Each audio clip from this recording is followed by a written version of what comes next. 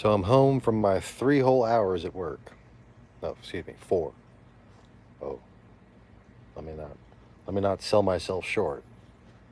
4 whole hours of work for the entire fucking week.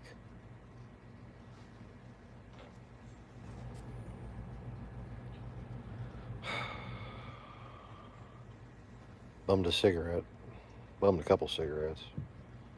Bummed this one. Put it out already.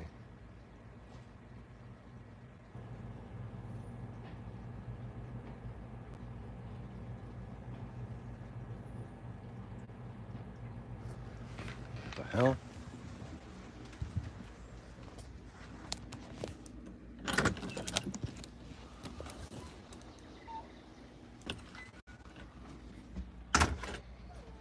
Thought I heard somebody outside.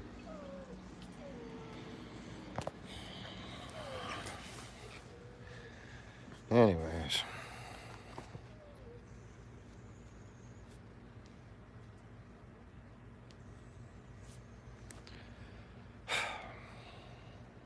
Well, that's a big forehead.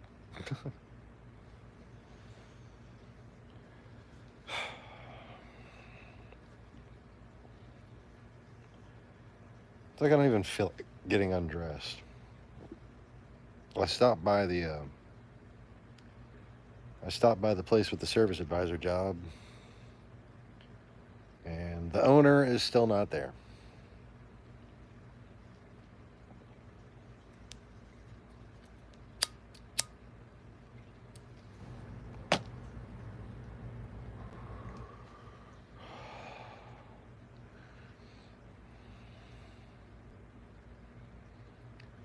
So it's looking like late next week. Just fucking hurry up and wait. Oh, look at me. I lit the cigarette already. Shit. I was going to try to think about whether or not I should light it just yet.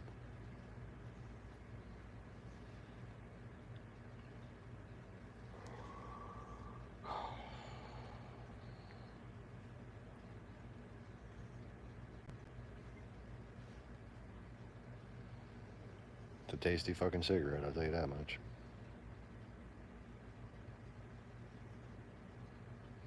But it's a 100, so I'll be able to put it out a couple times.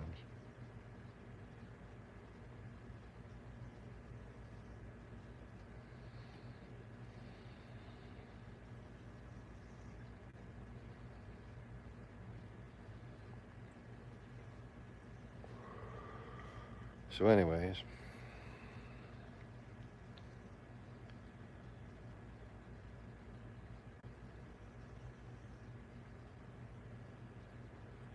I guess I should have titled a video,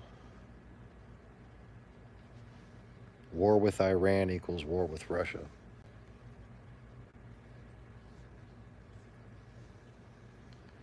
Because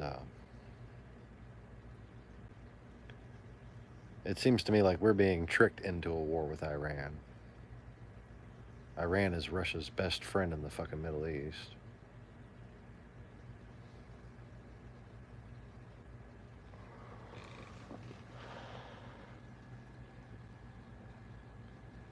And they have what's called an AS-400 system, which is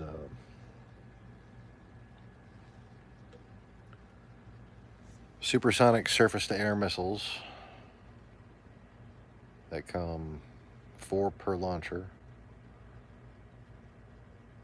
that work in a networked array, multiple launch systems off of 1 or 2 radar points,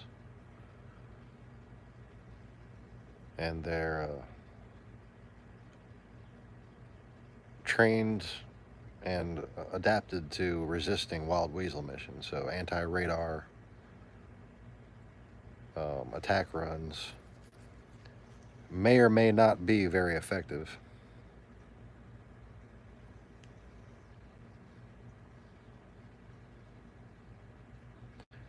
I just hope if we attack Iran that we have some sort of a plan for dealing with that. But there's really no good way to go to war with Iran. Not only is Russia their ally, but once we get involved in Iran, North Korea will probably take the opportunity to pick a fight. We might wind up losing an aircraft carrier or two. That's the difference between Iraq and Iran. Iran can target our aircraft carriers quite well. They got a lot of missiles that can hit it. And if they need more, Russia will be all too happy to sell it to them.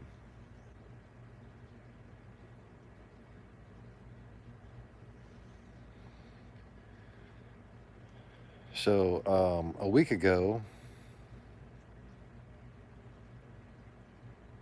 we sent B-52s to Qatar.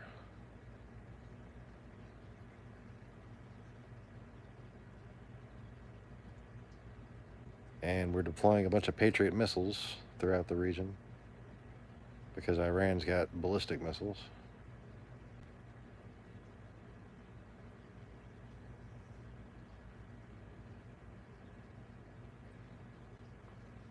Like Scud type missiles, right? Russian made.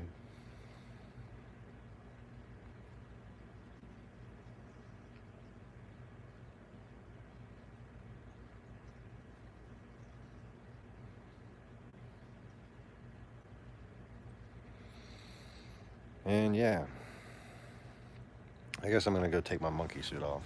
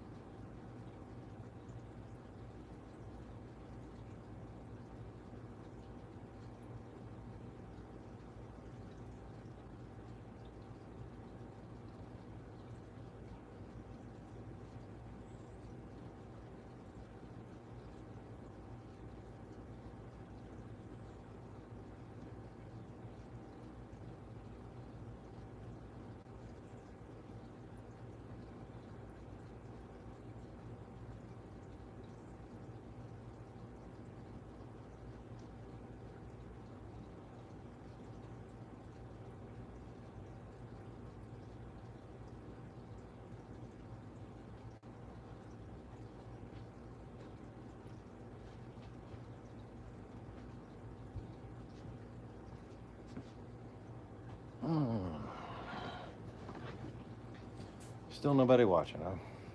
Not really surprising. It's Saturday. And I'm the only one who could possibly be this fucking bored.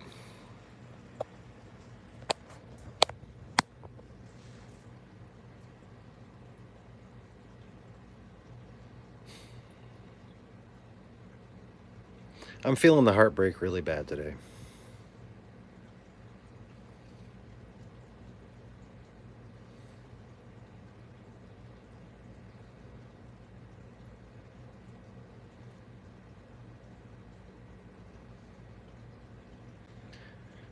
Oh, I was just about to say, I guess since nobody's here, I'll go check my fucking messages and pretend somebody messaged me. I don't think anybody's messaged me, but welcome, viewer number 1. I was just talking about how if we go to Iran, if we go to war with Iran, we might wind up in a fucking war with Russia. At the very least, it's going to be a proxy war. But I think Iran is more than we could fucking chew, man. I think Iran would be biting off more than we could chew. But there's a lot more than just some plan to send 120,000 troops there. We've been actively deploying many different items of hardware. Patriot missiles, B-52s in Kadar. Let me see what else we got.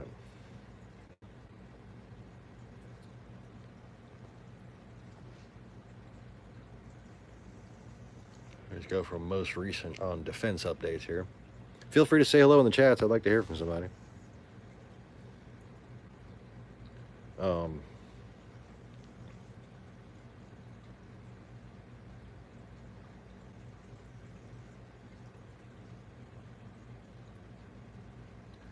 So the Patriot missiles, B-52s,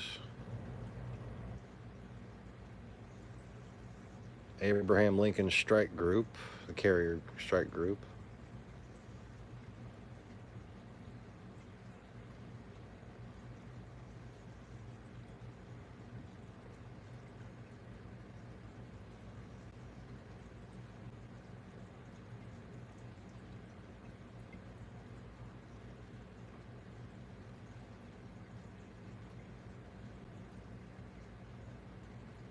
Looks like that's all we got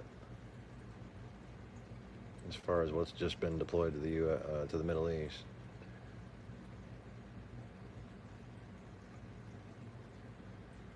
I wonder if they give me a number of how many B-52s.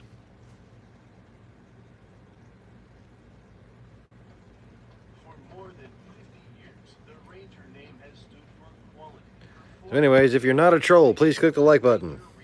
Eh? Forgive me for not wearing a shirt. This is the hot time of day in my house. If I wore a shirt in here today, right now, I'd be sweating. From about 2 o'clock to 4:30 or 5 or so, it gets hot in here.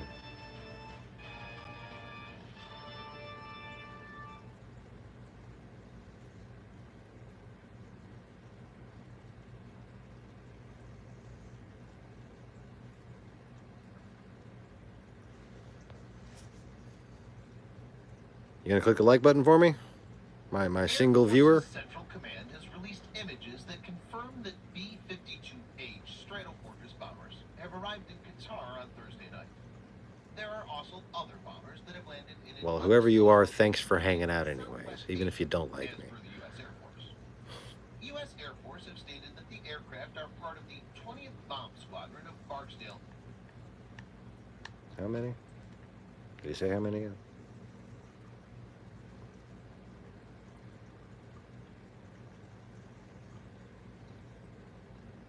Air Force's Central Command has released images that confirm that B-52H Stratofortress bombers have arrived in Qatar on Thursday night. There are also other bombers that have landed in an undisclosed location in Southwest Asia, as per the U.S. Air Force. U.S. Air Force have stated that the aircraft are part of the 20th Bomb Squadron of Barksdale Air Force Base in Louisiana. As per the White House, the deployment is aimed at countering unspecified threats from Iran. This comes after USS Abraham Lincoln Aircraft Carrier Strike Group has been ordered to move to the Middle East. To know more, click the video in the above card. It's reported that USS Lincoln has passed through the Suez Canal on its way to the Persian Gulf on Thursday. In this video, Defense Updates analyzes why Iran should fear American B-52H bombers' deployment in Qatar. Let's get started. This video is sponsored by War Thunder. If you are, like us, fascinated by military vehicles and technology, I recommend you give War Thunder a try. It's a military vehicle combat game, which you can download and play for free on PC, PlayStation 4, and Xbox One, with cross-platform support. It has a huge variety of more than 1,200 playable aircraft, tanks, helicopters, and ships from the 1930s to the 1990s, which you can take to battle on land, in the air, and at sea on more than 80 theaters of war. War Thunder's been kind enough to offer All Defense Updates viewers a special bonus, which will grant you a free premium tank or aircraft and 3 days of premium account time for registering using our link in the description below. So take the plunge and join more than 20 million players from around the world. 20 million players, huh? Damn. Relations between U.S. and Iran has reached new low recently after Trump administration decided to withdraw from Iran nuclear deal unilaterally. Iran's president, Hassan Rouhani, says Iran will no longer abide by the terms of the nuclear deal signed with America and other world powers. The UK, France, China, Russia, and Germany. The deal basically restricted Iran's nuclear program in exchange for economic relief. Iran is now expected to restart its nuclear program in pursuit of developing a nuclear bomb.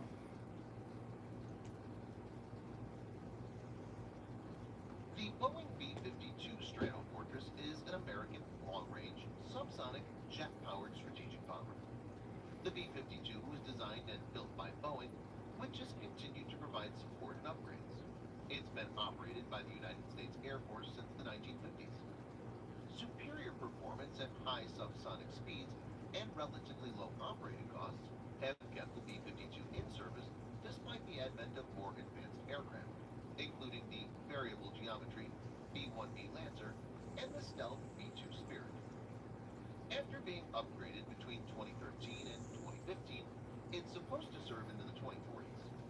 The B-52s are expected to reach the end of their service lives by 2045 and be replaced by B-21 Raiders.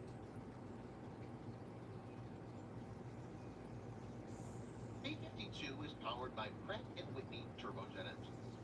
The 8 engines of the B-52 are paired in pods and suspended by 4 pylons beneath the forward of the wing's leading edge. It has a typical combat range of more than 8,800 miles, or 14,080 kilometers, without aerial refueling. The massive range enables B-52 to take on strategic bombing missions.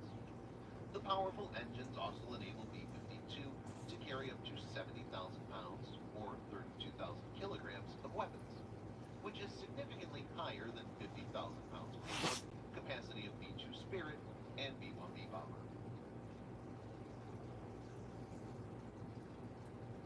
The B-52 is capable of carrying both conventional as well as nuclear weapons.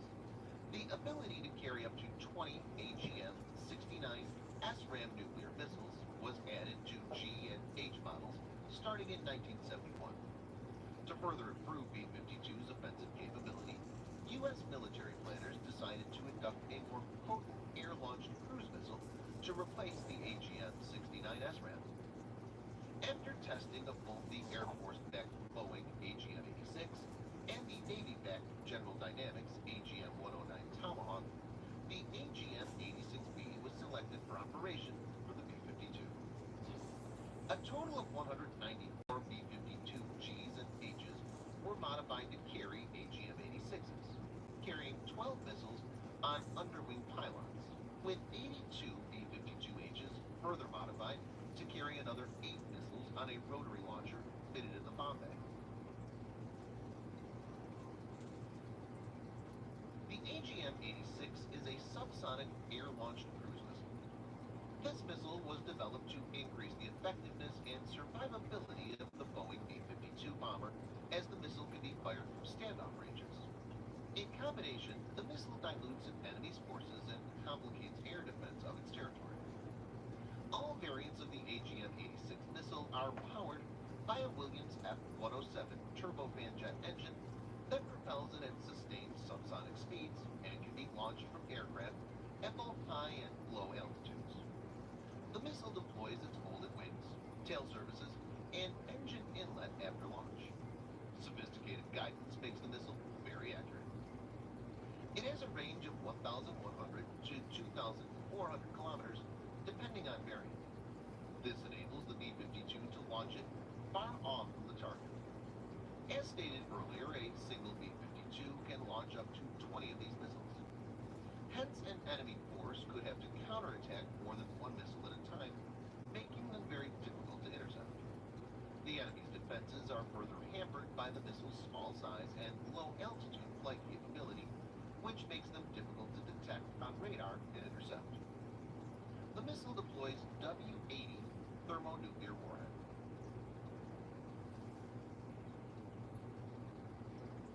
The W-80 is a thermonuclear warhead in the U.S. nuke stockpile with a variable yield of between 5 and 150 kilotons of TNT. It's specifically designed to be used by AGM-86 as well as the BGM-109 Tomahawk. It's essentially a modification of the widely deployed B-61 weapon, which forms the basis of most of the current U.S. stockpile. The W-80 is a powerful asset. To give viewers a perspective, here's a comparison. Trinity test in New Mexico in July 1945, which led the world into the nuclear age, had a yield of 20 kilotons. Hiroshima's Little Boy bomb had a yield of 13 to 18 kilotons, whereas Nagasaki's Fat Man bomb had a yield of 20 to 22 kilotons of TNT. Depending on the variant G or H, B-52 will be able to launch 12 or 20 of these W-80 warheads carried by AGM-86 missiles. This means a single aircraft has a destructive capability of 12 times 150. That's 1,800, or 20 times 150. That is 3,000 kilotons of TNT. That's enough to obliterate a huge part of landmass. Thanks for watching. Subscribe for more videos like this. Hit the like button if you find the video interesting. So nothing on the numbers. Let's check out what we can get about Patriot missile deployments in the Middle East.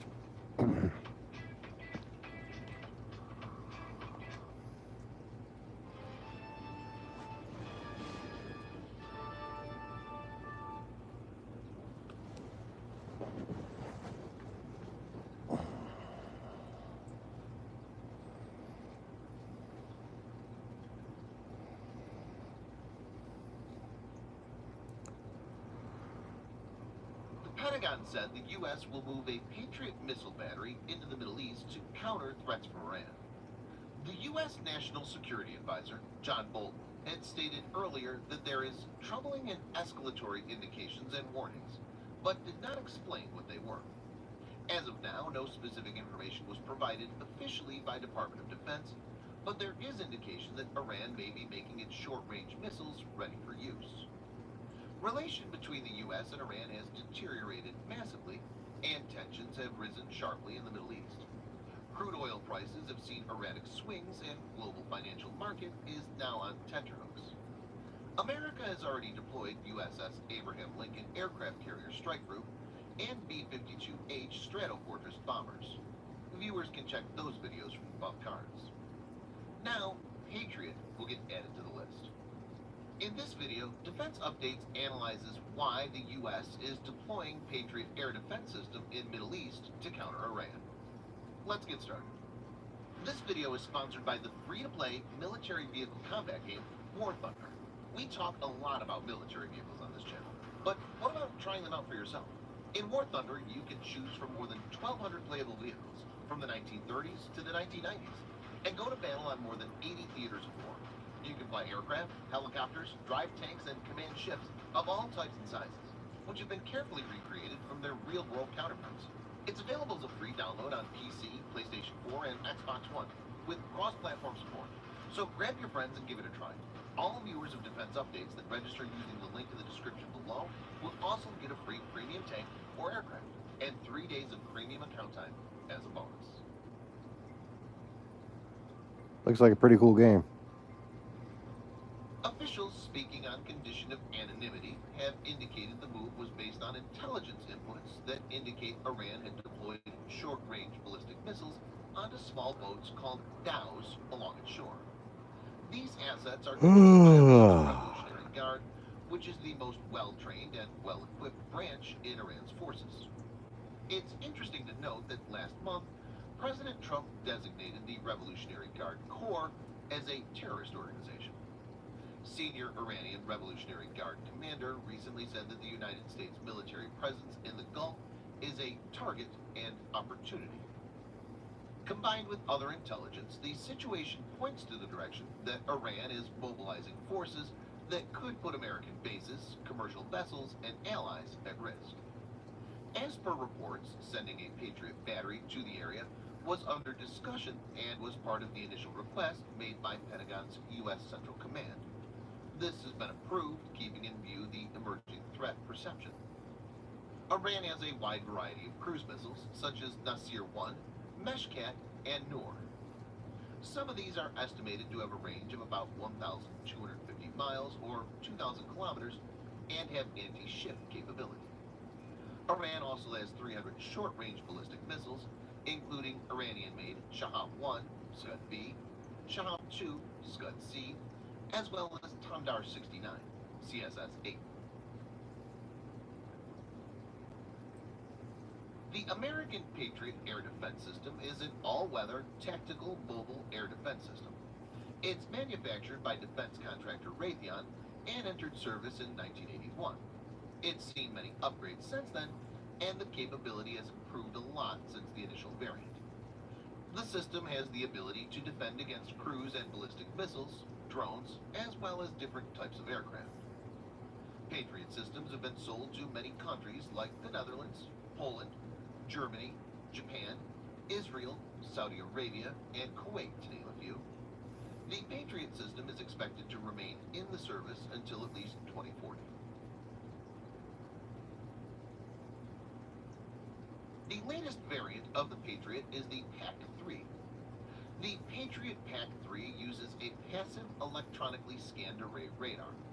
It's equipped with IFN, identification friend or foe, and electronic countermeasure to resist jamming. The radar has a range of around 160 kilometers.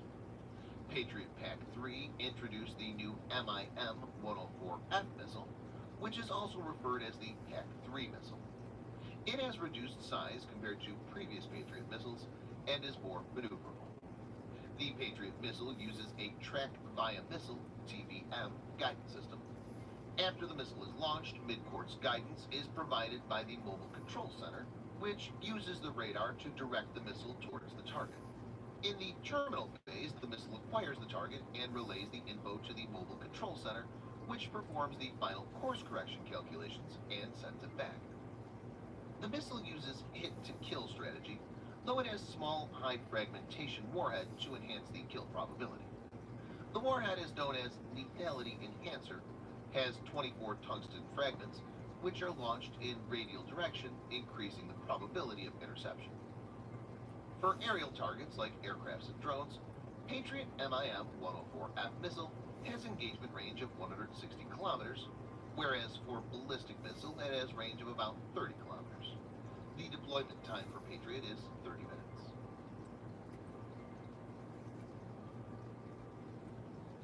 The Patriot is a system that's designed to provide medium-range air and missile defense over a small area. It can be termed as point defense system and suited to provide protection to vital sites like air bases. Deployment of Patriot in this current circumstance clearly imply the U.S. is not underestimating the Iranian threat and taking defensive measures to protect its interests. Actual performance of Patriot in real-life battle scenarios has been suspect. Patriot has been criticized by many defense experts and has its fair share of hits and misses. In March 2018, Patriot missile system seemed to have been only partly successful when Iranian-backed Houthi rebels in Yemen launched attack on Saudi Arabia. In the best-case scenario, Patriot may be able to take the wind out of Iranian attack by intercepting a decent number of incoming missiles. But in any case, the system will act as a deterrence and is expected to make Iran rethink its strategy to employ ballistic and cruise missiles. Thanks for watching. Subscribe for more videos like this. Hit the like button if you find the video interesting, and kindly provide your feedback in the comment section. This will help us improve.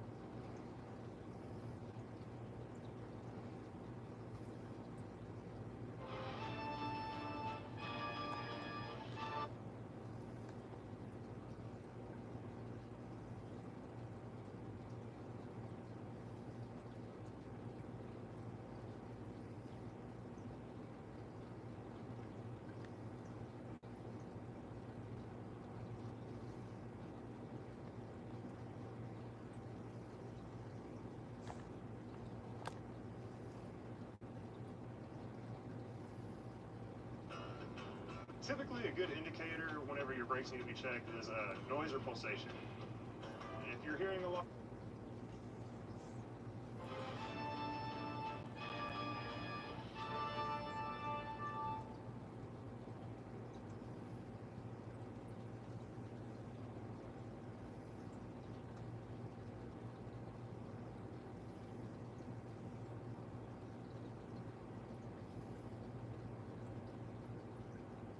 On April 23, 2019, the U.S. Air Force Research Laboratory, AFRL, Self-Protect High Energy Laser Demonstration, SHIELD, Advanced Technology Demonstration, ATD, program successfully achieved a major goal.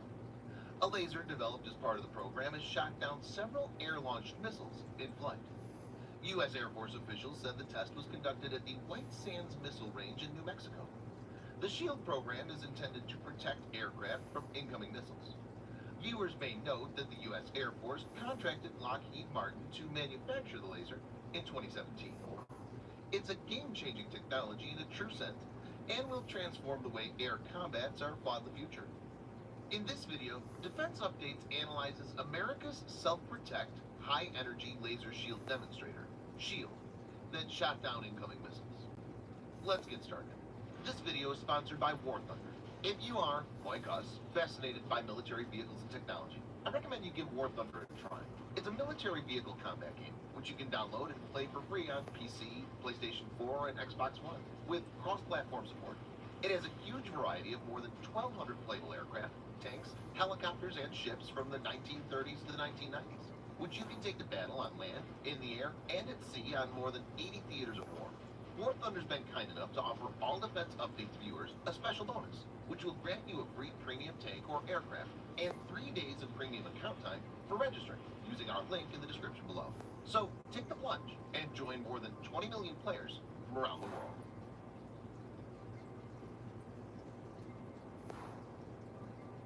The dynamic of air engagement has changed in the last decade.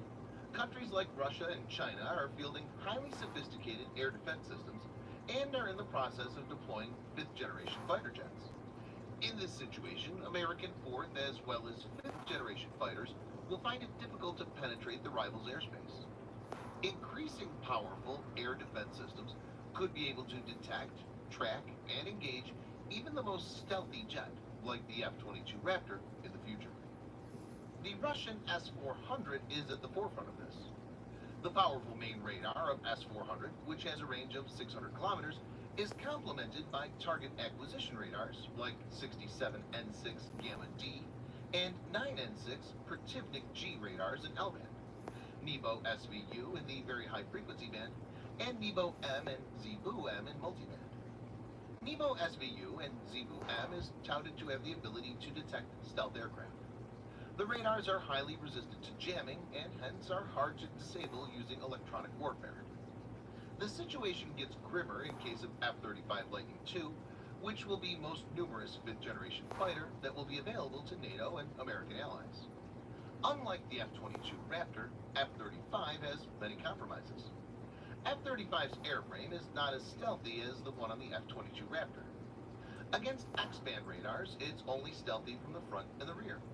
Against S-band radar, it's stealthy from the narrow front aspect. Against L-band radar, the limited production is achieved from direct front. It has a much greater reliance on radar-absorbing materials to maintain its stealth profile. Apart from the challenge coming from air defenses, it's to be noted that Russian Su-57 and Chinese J-20 fifth-generation stealth fighters are shaping up for full-scale combat deployment. These jets could probably get close to American fighters and fire short-range missiles, as well as get a lock-on with long-range, beyond-visual range missiles. Taking these aspects into consideration, America needs to develop a competent defensive weapon that will work in conjunction with stealth and electronic warfare to suppress air defenses and attacks from enemy fighter jets.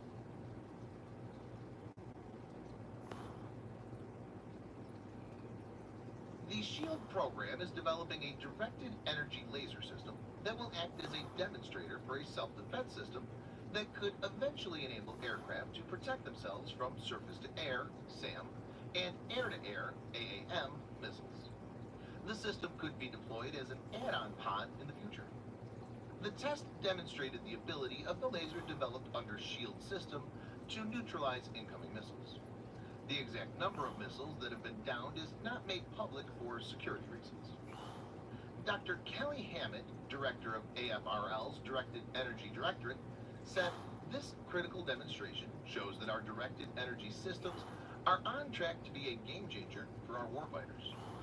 Major General William Cooley, AFRL commander, said the successful test is a big step ahead for directed energy systems and protection against adversarial threats. The ability to shoot down missiles with speed of light technology will enable air operation in denied environments. I'm proud of the AFRL team advancing our Air Force's directed energy capability. The current system used for the test was ground-based and is quite heavy. AFRL's statement said the final SHIELD system, however, will be much smaller and lighter, as well as ruggedized for an airborne environment. It's expected that after this successful ground-based test, a test from a flying platform could be taken up in 2020.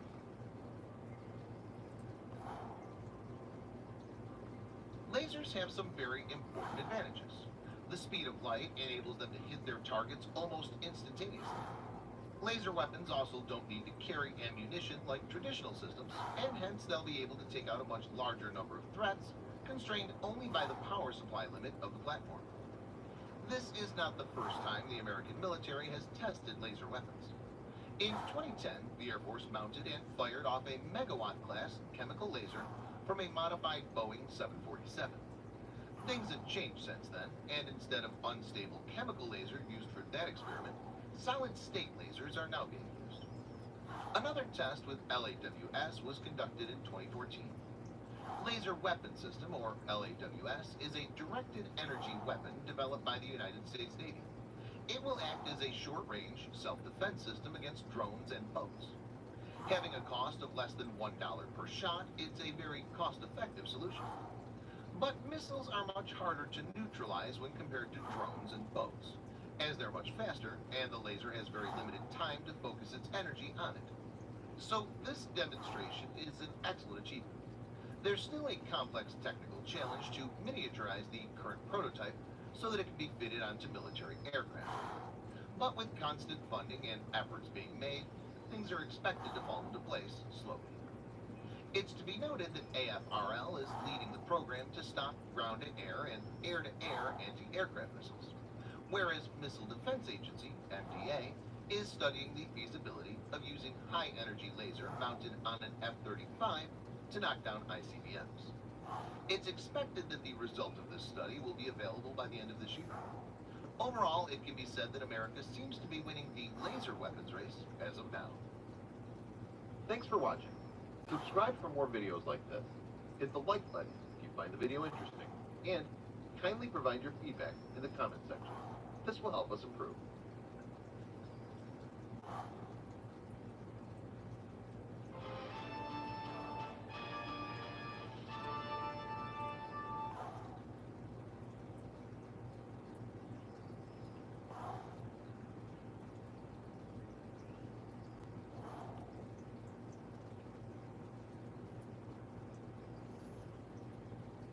The White House announced on Sunday that the United States was sending USS Abraham Lincoln aircraft carrier strike group to the Middle East as tensions between U.S. and Iran escalates.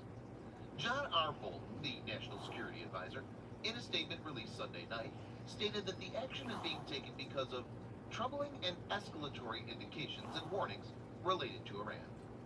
He added the deployment was to send a clear and unmistakable message to the Iranian regime that any attack on United States interests or on those of our allies will be met with unrelenting force. USS Abraham Lincoln is currently in Europe for war games with American allies, which have been continuing since the end of April. The Trump administration has taken a hardline policy against Iran, especially if compared to the Obama administration. President Trump withdrew from a nuclear deal that world powers had reached with Iran in 2015. Recently, the administration has also designated the Revolutionary Guards as a terrorist organization. In this video, Defense Updates analyzes why Iran should fear the USS Abraham Lincoln aircraft carrier strike group. An American aircraft carrier strike group consists of mainly four components: the supercarrier, 1 to 2 Virginia-class submarines, at least 2 to 3 Arleigh Burke-class destroyers, and at least 1 Ticonderoga-class cruiser. Let's check them one by one and analyze the scenario. This video is sponsored by War Thunder, the most comprehensive military vehicle online game for PC, PlayStation 4, and Xbox One, in which you can go to battle on more than 1,200 playable aircraft, tanks, helicopters, and ships from the 1930s to the 1990s. The game has an amazing attention to detail and focuses on a realistic combat experience, which is why knowing your vehicles and skill really makes a difference.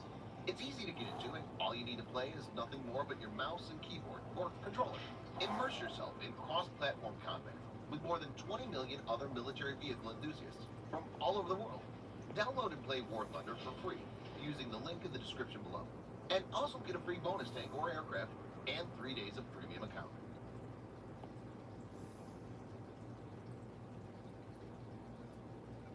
USS Abraham Lincoln, CVN-72, is the 5th Nimitz-class aircraft carrier in the United States Navy.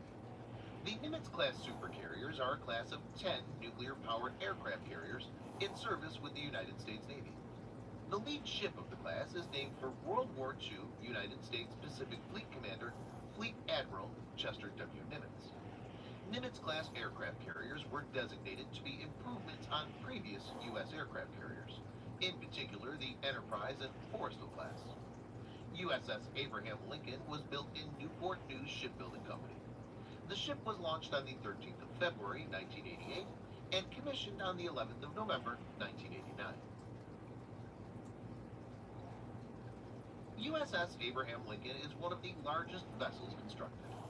It has a displacement of 100,000 tons and an overall length of 332.8 meters, or 1,092 feet. To give viewers a perspective, it's about 3 football fields long. USS Abraham Lincoln is powered by 2 A4W nuclear reactors kept in separate compartments. These power 4 propeller shafts and can produce a maximum speed of over 30 knots, or 56 kilometers per hour. As a result of the use of nuclear power, the ship is capable of operating continuously for over 20 years without refueling, and are predicted to have a service life of over 50 years. Practically, it has unlimited range. USS Abraham Lincoln has a flight group of more than 60 aircraft, including F-18 jet fighters. These are twin-engine, supersonic, all-weather, carrier-capable, 4th-generation, multi-role fighter aircraft. They have a payload of 7,700 kilograms, or 17,000 pounds, and can carry ground attack weapons as well as air-to-air missiles. Like all Nimitz-class warships, USS Abraham Lincoln possesses a multitude of different radars, including electronically scanned array 3D radars. It's equipped with 16 to 24 RIM-7 Sparrow, or NATO Sea Sparrow missiles. RIM-7 Sea Sparrow is a U.S. shipborne short-range anti-aircraft and anti-missile weapon system, primarily intended for defense against anti-ship missiles. Close-in weapon, CIWS, duties are performed by Phalanx and RIM-116 rolling airframe missile. The Virginia class, also known as the SSN-774 class, is a class of nuclear-powered fast attack submarines, hull classification symbol SSN, in service with the United States Navy. The submarines are designed for a broad spectrum of open ocean and literal, shallow coastal water missions. These have a length of 377 feet, or 115 meters, and a displacement of around 7,900 metric tons. Being nuclear-powered, they can stay underneath the ocean surface for an unlimited amount of time, constrained only by food supply and maintenance requirements. Powered by 30-megawatt S9G reactors, these submarines can reach a speed of 25 knots and can move down to depths of 800 feet, or 240 meters. Virginia-class is designed to take out enemy surface vessels, submarines, as well as can strike ground targets. 4 torpedo tubes at 12 VLS are present that are capable of launching Mark 48 torpedoes, UGM-109 Tactical Tomahawks, Harpoon missile. Mark 48 torpedoes have an effective firing range of 38 kilometers and have a 650-pound or 295-kilogram warhead. A single hit from this torpedo can be deadly for any ship or submarine. The Tomahawk is a long-range, all-weather subsonic missile that's used for land-based attacks. At 5.56 meters long without a booster, traveling at 880 kilometers per hour, it's capable of delivering more than 450 kilograms of conventional explosives. Harpoon missile, having high subsonic speed and a range of around 120 kilometers, plays the role of anti-ship missile. Arleigh Burke-class warships are designed as multi-mission destroyers capable of anti-aircraft warfare, AAW, anti-submarine warfare, ASW, ballistic missile defense, BMD, and anti-surface warfare, ASUW. Ticonderoga class of guided missile cruisers also have multi-role capability like the Arleigh Burke destroyers. Arleigh Burke class and Ticonderoga class warships are among the largest in the world. Arleigh Burke class have an overall length of about 505 to 509 feet, or 154 to 155 meters, and displacement of around 9,200 tons. Ticonderoga class vessels are a bit larger. They have an overall length of about 560 feet, or 173 meters, and displacement of about 9,600 tons. Both have a speed of 30 plus knots, which is 55 plus kilometers per hour. Arleigh Burke class has a range of 4,400 nautical miles, or 8,100 kilometers, whereas for Ticonderoga class it's 6,000 nautical miles, or 11,000 kilometers. Both Arleigh Burke class and Ticonderoga class warships have Aegis combat system. Aegis BMD is designed to intercept ballistic missiles post-boost phase and prior to re-entry. It enables these warships to take down incoming enemy ballistic missiles by expanding the Aegis combat system with the addition of the AN-SPY-1 radar and standard missile like the SM-3 missile. These warships are multi-weapons platforms and can neutralize different kinds of threats. Arleigh Burke class has 96-cell Mark 41 vertical launch system, VLS, whereas Ticonderoga class has 122 of these. These can be configured with the combination of different weapons depending on the assigned mission. Here are some of them. 1. Tomahawk cruise missile for land attack having a range of 2,500 kilometers or 1,550 miles. 2. SM-1 is a medium-range surface-to-air missile, SAM, with a secondary role as an anti-ship missile. It has a range of 167 kilometers and a speed of Mach 3.5. 3. SM-2 is an upgrade of SM-1 with an increased range of 185 kilometers and a better sensor. 4. SM-3 standard ballistic missile for Aegis ballistic missile defense. 5. SM-6 meant for anti-air warfare with a range of 240 kilometers and speed of Mach 3.5. The SM-6 can also function as a high-speed anti-ship missile. 6. RIM-162 Evolved Sea Sparrow missiles, ESSM, for air defense. ESSM can be quad-packed in each VLS cell. 7. RUM-139A BL ASROC for anti-submarine role. 2 Mark 141 Harpoon missile launcher for anti-ship role. 2 Mark 32 triple torpedo tubes are present for launching Mark 46 or Mark 50 torpedoes. 2 MH-60R Seahawk LAMPS 3 helicopters are also present for anti-submarine warfare. Other than these, they're equipped with a long-range naval gun and multiple close-in weapon systems.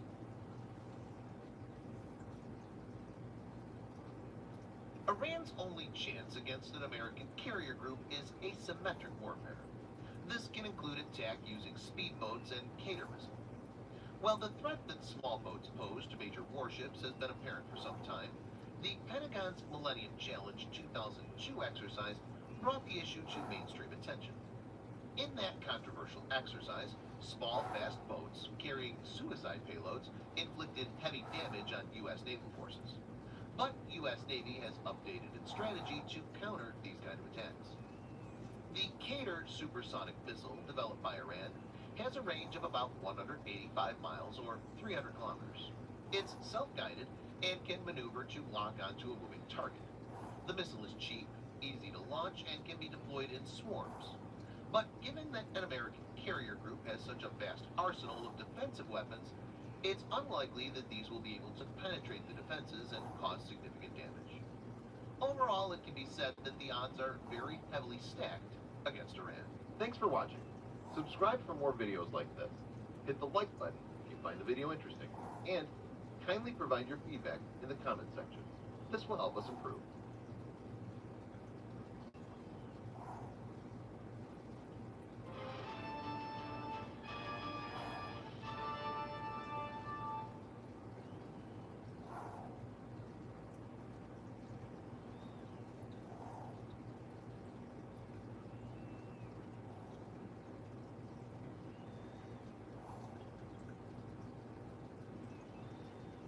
Senior Boeing official has confirmed that delivery of 22 AH-64E Apache attack helicopters will start soon. David Coopersmith, VP and GM, Vertical Lift, Boeing, Defense, Space and Security. We're on plan to deliver the first of 22 Apache starting July. This will give significant combat capabilities to the Air Force. Coopersmith added, the 22 Boeing AH-64E Apache helicopters procured by India are likely to be delivered in batches. Viewers may note that the deal, worth $1.4 billion, was signed in September 2015. A joint venture between Tata and Boeing Company, Tata Boeing Aerospace Limited, is manufacturing fuselage of the Apache helicopters at a facility in Hyderabad. In July 2018, Boeing's former India managing director, Pratyush Kumar, had said that India would get the most advanced variant of the AH-64E Apache. In this video, Defense Updates analyzes why India is buying 22 AH-64E Apache from the US. Let's get into the details. This video is sponsored by the free-to-play military vehicle combat game, War Thunder. We talk a lot about military vehicles on this channel, but what about trying them out for yourself? In War Thunder, you can choose from more than 1,200 playable vehicles, from the 1930s to the 1990s, and go to battle on more than 80 theaters of war. You can fly aircraft, helicopters, drive tanks, and command ships of all types and sizes, which have been carefully recreated from their real-world counterparts. It's available as a free download on PC, PlayStation 4, and Xbox One, with cross-platform support.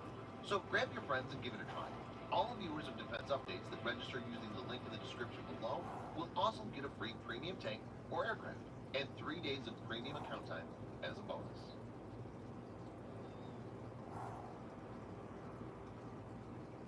The Boeing AH-64 Apache is an American twin turboshaft attack helicopter. It's considered to be one of the best in the world. It saw first flight on the 30th of September 1975 and was introduced in April 1986. It has a cockpit for a crew of 2. The crew sits in tandem, that is, the pilot seats behind and above the co-pilot or gunner. Importantly, both can fly the helicopter and perform other operations like weapon engagements independently. The AH-64 Apache has a 4-blade main rotor and a 4-blade tail rotor. It has a nose-mounted sensor suite for target acquisition and night vision systems. The AH-64 has significant systems redundancy to increase combat survivability. Apache has been engineered to be maneuverable for close-range combat, as well as have the capability to cover a good area of the battlefield quickly. AH-64E Apache is nicknamed the Guardian and is the successor of AH-64D that had the moniker of Longbow. Longbow upgrade mounted an APG-78 radar above the rotor, and this allowed the gunship to detect and fire at ground targets even outside the line of sight. But it also had a negative impact. The weight is increased by 15% and affected the performance.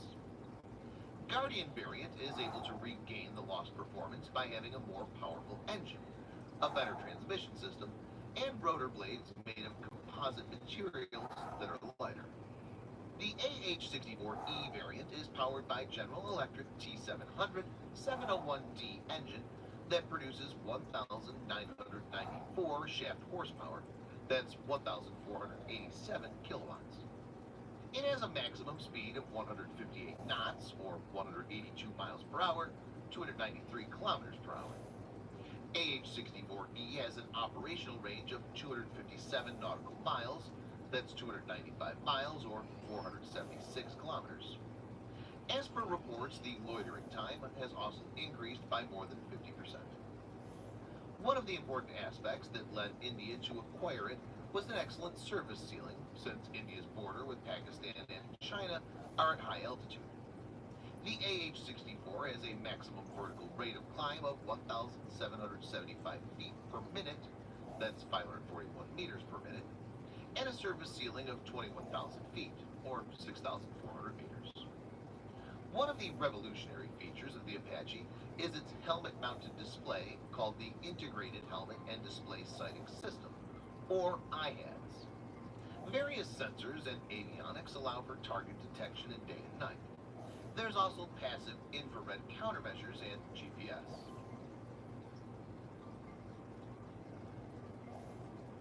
Apache has a wide set of weapons to neutralize different kinds of threats. One 30mm M230 chain gun with 1,200 rounds is present in the front. Either the pilot or gunner can use this gun by just pointing it to the target and firing. This is possible due to IHADS and makes attacking with the gun a very intuitive and seamless experience. 4 hardpoints are present that can be equipped with the following. 1.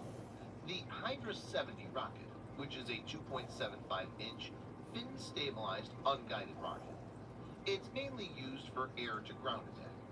It has a range of 8 kilometers or 5 miles. 2. Advanced Precision Kill Weapons System, APKWS, 70mm, which is an upgrade of Hydra 70. It has a laser guidance kit to turn them into precision-guided munitions. 3. AGM-114 Hellfire air-to-surface missile. Its variant can be deployed for anti-armor use, as well as precision strikes against other target types. The maximum range of this missile is 11 kilometers or 7 miles. 4. AIM-92 Stinger air-to-air missile. It has a range of 8 kilometers or 5 miles. A standard configuration for anti-armor mission will have 16 Hellfire missiles on 4 4-rail launchers. Each is capable of taking out a tank. Covering force mission configuration will have 8 Hellfire missiles along with 38 Hydra or APKWS rockets, whereas escort mission will have 76 Hydra or APKWS. Air-to-air missile will be loaded for specific scenarios.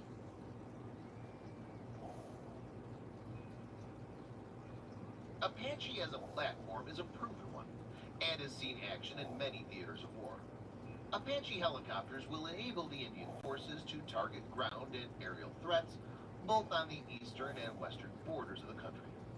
Specifically, Apaches can be used to blunt any armor thrust. A single Apache could take out multiple tanks and supporting armored vehicles. 4 AH-64E Apache can carry 4 times 16, that's 64 Hellfire missiles. That's enough to obliterate a decent-sized armor force. It's clear that 22 64 AHE Apaches will be a great capability enhancement for Indian forces. Thanks for watching. Subscribe for more videos like this. Hit the like button if you find the video interesting, and kindly provide your feedback in the comment section. This will help us improve.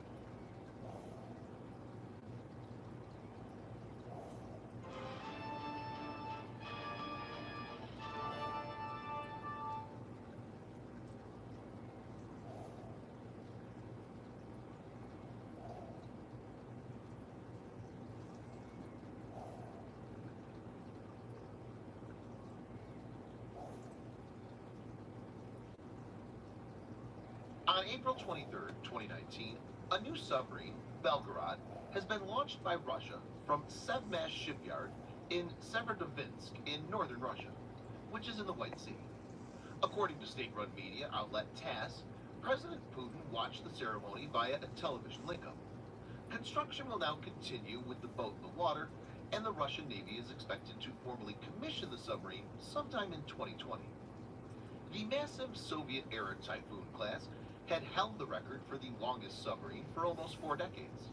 But this crown now belongs to Belgorod. In this video, Defense Updates analyzes world's largest submarine, K-139 Belgorod, that could be used for launching nuclear-tipped Status 6 torpedo. Let's get started. This video is sponsored by War Thunder.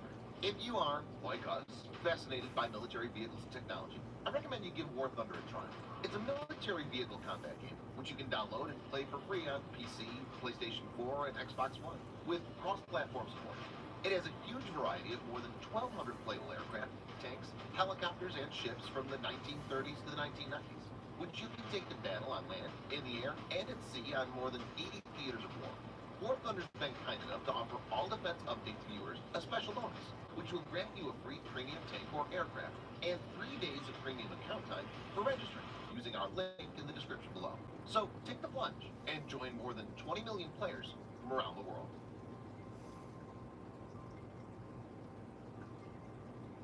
Belgorod was laid down in 1992. This is 1 year after the disintegration of the Soviet Union. A decade passed with no major work done on it, as there were no funds.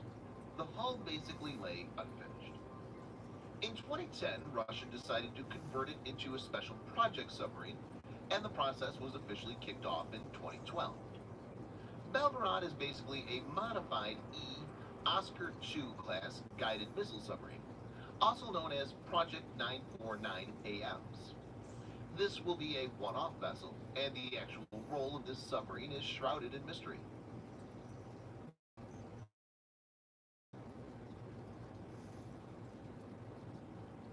Belgorod is a highly modified variant of the Oscar II class of nuclear-powered guided missile subs. The Oscar II class had a length of 505 feet, and the Typhoon class had a length of 574 feet.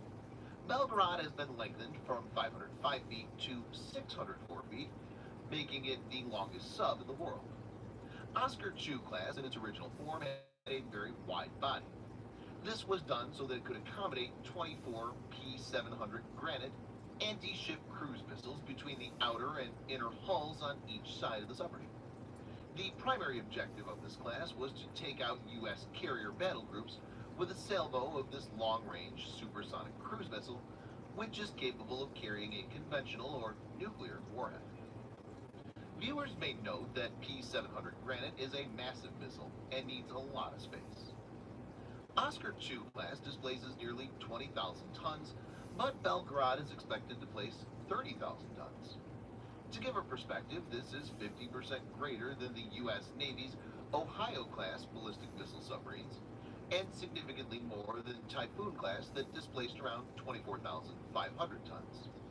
It's thought to be able to dive to 1,700 feet.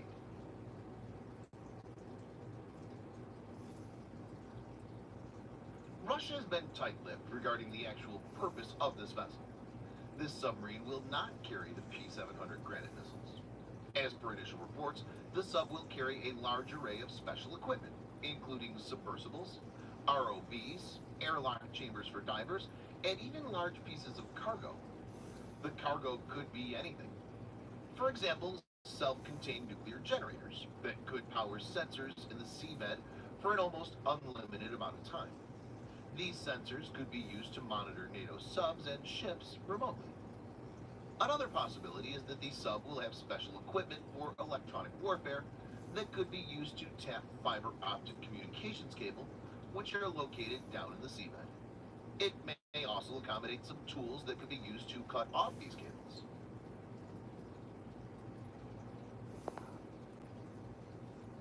Some analysts have pointed out that the extended length Belgorod will be used to deploy Status 6, which is also known as Canyon. The Status 6 is a nuclear-powered and nuclear-armed unmanned underwater vehicle being developed by Russia.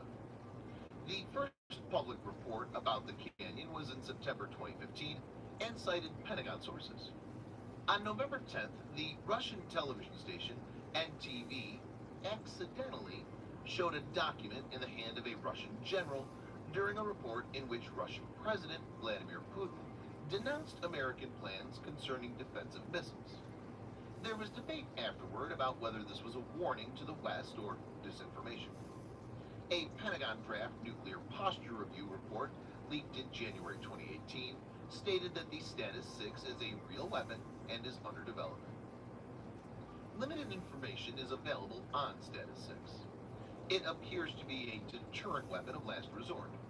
It's reported to be designed to be a torpedo-shaped robotic mini-submarine that can travel at speeds of 100 knots. That's 185 kilometers per hour. More recent information suggests a top speed of 56 knots, that's 100 kilometers per hour, with a range of 6,200 miles or 10,000 kilometers, and a maximum depth of 3,280 feet or 1,000 meters. This underwater drone is perceived to be cloaked by stealth technology to elude acoustic tracking devices. The Russian superweapon is more or less like an underwater intercontinental ballistic missile, ICBM. Status 6 is rumored to possess a very destructive payload. It's expected to be large enough to carry a 100 megaton warhead. For comparison, Hiroshima's Little Boy bomb had a yield of 13 to 18 kilotons, whereas Nagasaki's Fat Man bomb had a yield of 20 to 22 kilotons of TNT. This weapon could create a tsunami wave up to 500 meters tall that will radioactively contaminate a wide area on an enemy coast with radioactive materials. The U.S. Navy would need to look for Status 6 using similar systems as it does for anti-submarine warfare, though it will be harder to detect, being much smaller and less noisy than a traditional submarine.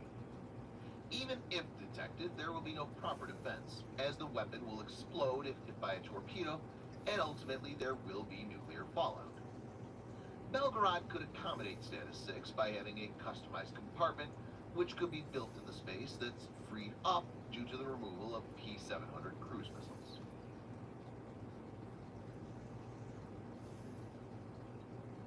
Currently, Russia is facing funding shortage and many defense projects have been postponed due to this.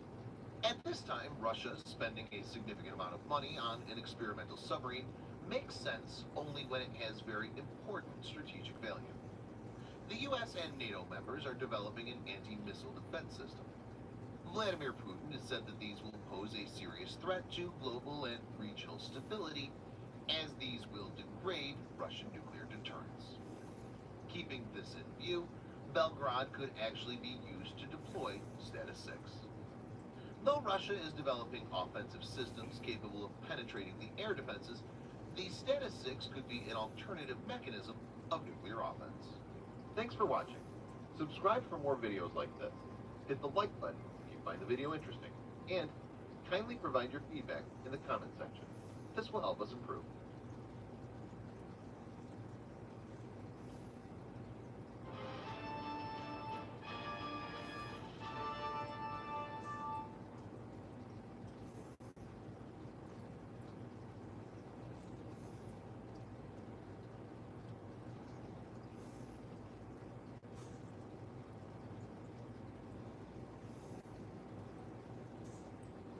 Air superiority plays a very important role in any modern conflict. Hence, fighter jets are a crucial asset for any country that wants to defend its sky from external threats, or take the fight to its rivals. Speed has been one of the key aspects of any fighter jet. From the advent of military air combat, engineers are trying to design fighter jets that can go faster and faster. Modern fighter jets can reach astounding speeds and cover vast distances in a matter of minutes. This makes them tactically invaluable for military strategists. In this video, Defense Updates lists the top 10 fastest jet fighters in the world, sequenced in ascending order of their speed. Let's get started. This video is sponsored by War Thunder, the most comprehensive military vehicle online game for PC, PlayStation 4, and Xbox One, in which you can go to battle on more than 1,200 playable aircraft, tanks, helicopters, and ships from the 1930s to the 1990s. The game has an amazing attention to detail and focuses on a realistic combat experience, which is why knowing your vehicles and skill really makes a difference. It's easy to get into, and all you need to play is nothing more but your mouse and keyboard, or controller. Immerse yourself in cross-platform combat with more than 20 million other military vehicle enthusiasts from all over the world. Download and play War Thunder for free using the link in the description below. And also get a free bonus tank or aircraft and 3 days of premium account.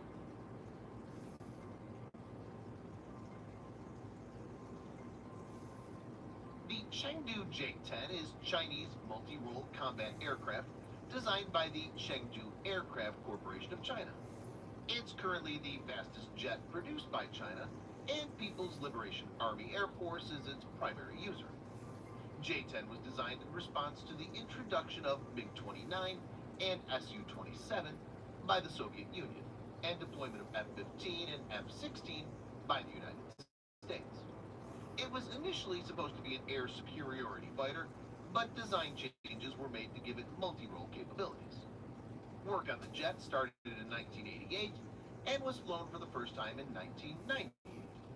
The jet was introduced in 2006 and is still in service, with more than 400 of these built over the years.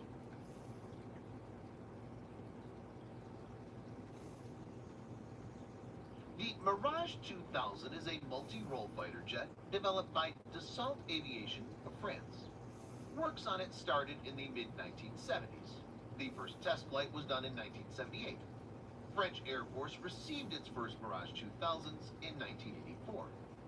The Mirage 2000 came into existence after the French government decided to withdraw from the Panavia Tornado fighter program, which had the backing of Germany, Italy, and the United Kingdom, and instead decided to pursue its own fighter jet development. Mirage 2000 ultimately became one of the most well-designed multi-role fighters, and more than 600 of these were built. It's in service with many countries in the world as of now, and has seen several mid-life upgrades.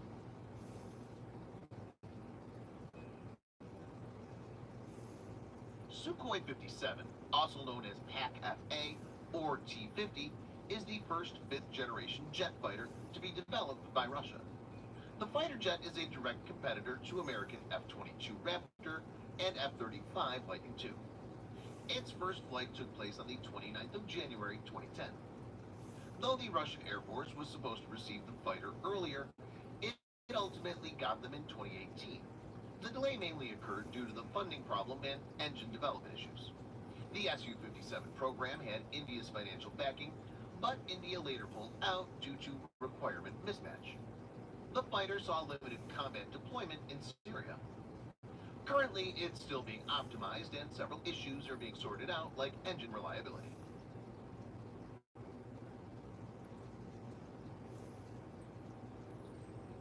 Typhoon is a twin-engine multi-role fighter manufactured by a consortium of Airbus, BAE Systems, and Leonardo, which formed a joint holding company, Eurofighter Jagdflugzeug GmbH, in 1986. It has the backing of the UK, Germany, France, Italy, and Spain.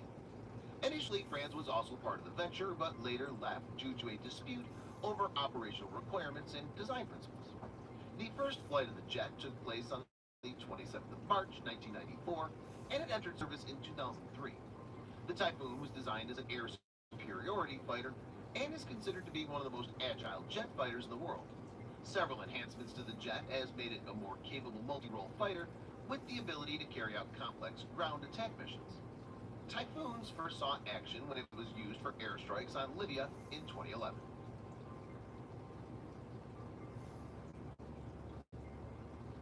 The F-22 Raptor was the first fifth-generation jet fighter in the world. F-22 was developed by Lockheed Martin for the United States Air Force and is an air superiority fighter, though it's also capable of air-to-ground attack missions. In 1991, YF-22, Lockheed's early prototype of the F-22, won the competition against McDonnell Douglas YF-23. It entered service with the United States Air Force in 2005. After Lockheed built 195 aircraft, 187 production models, and 8 test aircraft, the program was canceled. The fighter is no longer produced due to the lack of enemies sighted at that time, high cost, and development of the F-35. It's to be noted that even today, F-22 cannot be exported to any other country as per American federal law. Though F-22 is not even close to topping this list, it's to be noted that it's capable of supercruise at Mach 1.8, which is more than any other fighter. Supercruise is the ability to have sustained supersonic flight without having to use the highly inefficient afterburners. With this, F-22 can intercept targets which subsonic aircraft would lack the speed to pursue, and an afterburner-dependent aircraft would lack the fuel to reach.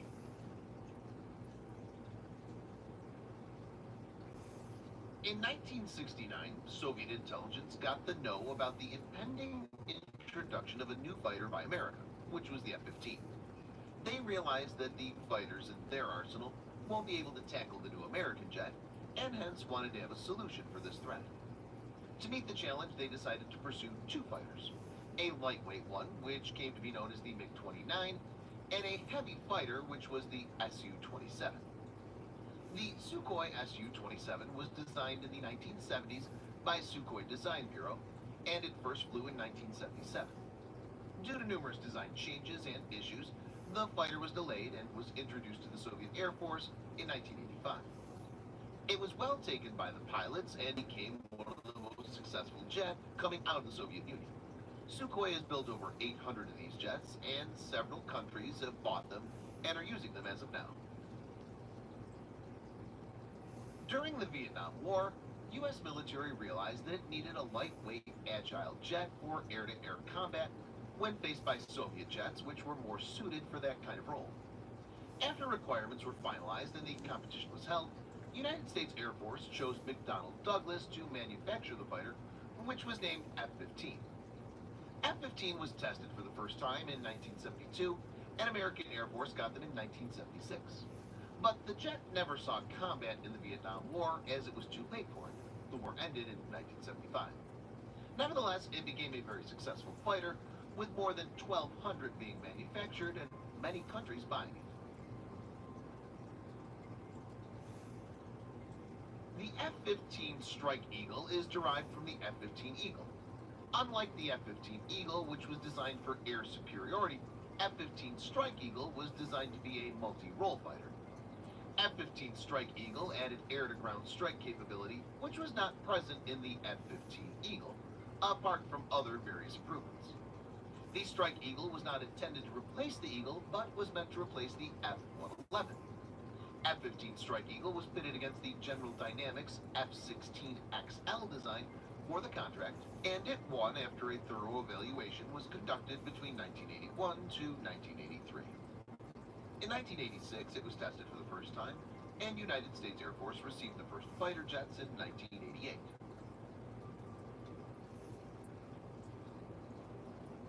MiG-31, designated as Foxhound by NATO, was designed by Mikoyan Design Bureau during the Cold War era. It's an interceptor aircraft that was built to replace the aging MiG-25. Designed to defend Soviet airspace from enemy jets, its basic design philosophy was the same as MiG-25, and MiG-31 used many features and design elements from MiG-25. The test flights of the jet started in 1975. The production of MiG-31s began in 1979, and the Soviet Air Defense Force introduced them into service in 1981. Several important additions included better avionic and deployment of phased array radar system, a first for any fighter jet in the world. The top speed reduced a bit when compared to MiG-25, but gained significantly when it came to maneuverability, which made it a better overall fighter.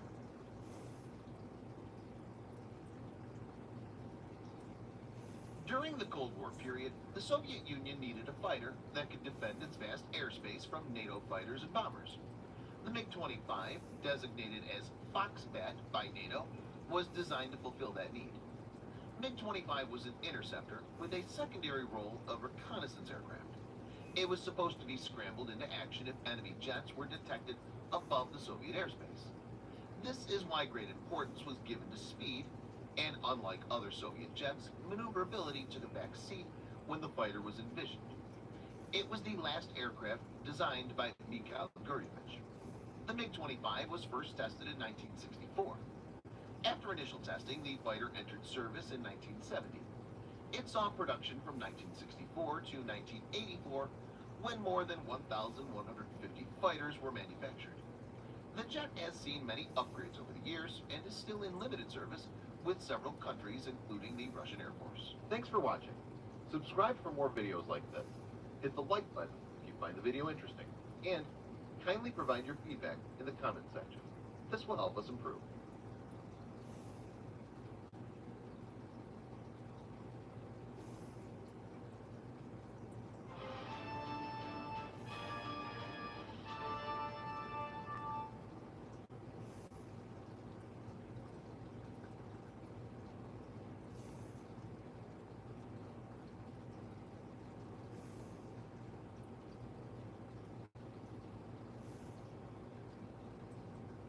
The Indian and U.S. navies have completed a naval drill last month that focused on anti-submarine warfare, apart from information sharing and coordination between maritime patrol aircraft and surface combatants. The exercise was held on April 15th near Diego Garcia in the Indian Ocean. The exercise involved some of the most advanced anti-submarine warfare platforms in the world, the P-8 Poseidon maritime patrol aircraft from both navies, and Arleigh Burke-class guided missile destroyer USS Spruance, DDG-111, from the U.S. Navy. This comes at a time when both the U.S. and India are concerned about increasing strength of the Chinese Navy, especially its submarine force. In this video, Defense Updates analyzes Indo-U.S. anti-submarine warfare exercise with an eye on China. Let's get started. This video is sponsored by War Thunder, the most comprehensive military vehicle online game for PC, PlayStation 4, and Xbox One, in which you can go to battle on more than 1,200 playable aircraft, tanks, helicopters, and ships from the 1930s to the 1990s. The game has an amazing attention to detail and focuses on a realistic combat experience, which is why knowing your vehicles and skill really makes a difference. It's easy to get into, and all you need to play is nothing more but your mouse and keyboard, or controller. Immerse yourself in cross-platform combat with more than 20 million other military vehicle enthusiasts from all over the world. Download and play War Thunder for free using the link in the description below.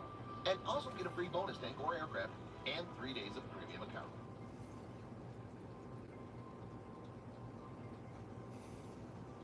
China has been one of the fastest growing major economies in the world for the last 2 decades.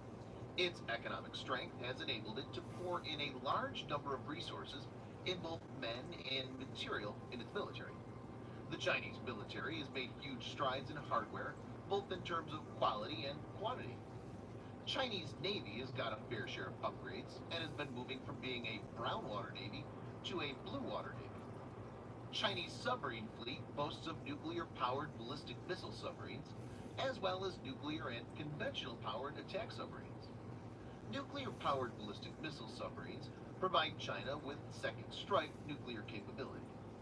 Viewers may note ballistic missile submarines are the most dependable leg of nuclear triad, whose other legs are land-based ICBM and nuclear bomb-capable long-range bombers.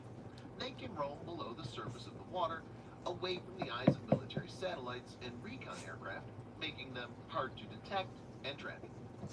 Nuclear and conventional powered attack submarines enable it to tackle enemy submarine and surface ships, as well as hit land targets from underneath the ocean surface.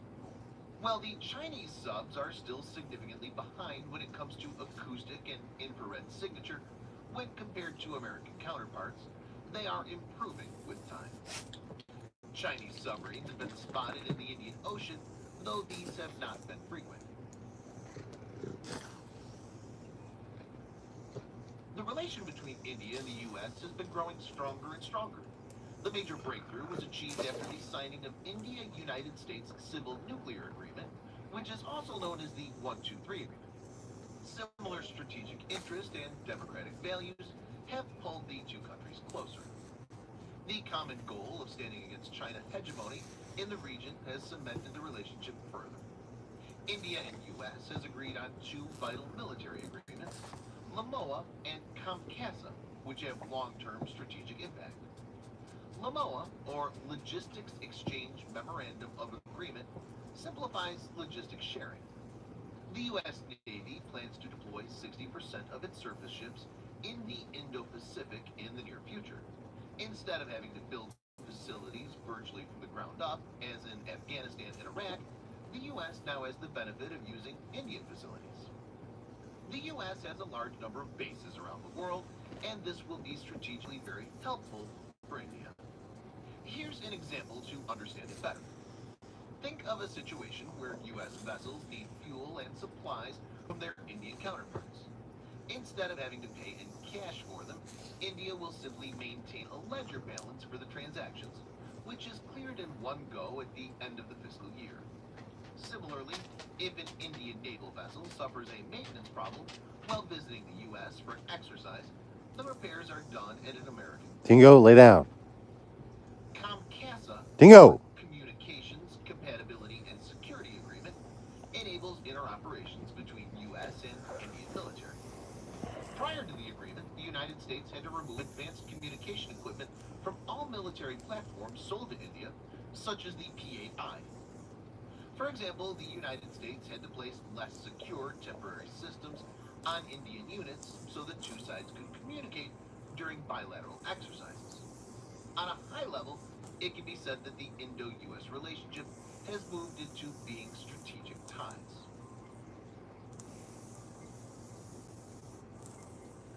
The P-8 Poseidon is developed by Boeing and is modified from the 737-800 ERX. The P-8 is equipped with radar, optical, and sonar sensors to detect submarines. It's able to drop and monitor sonobuoys, which are basically expendable sonar systems.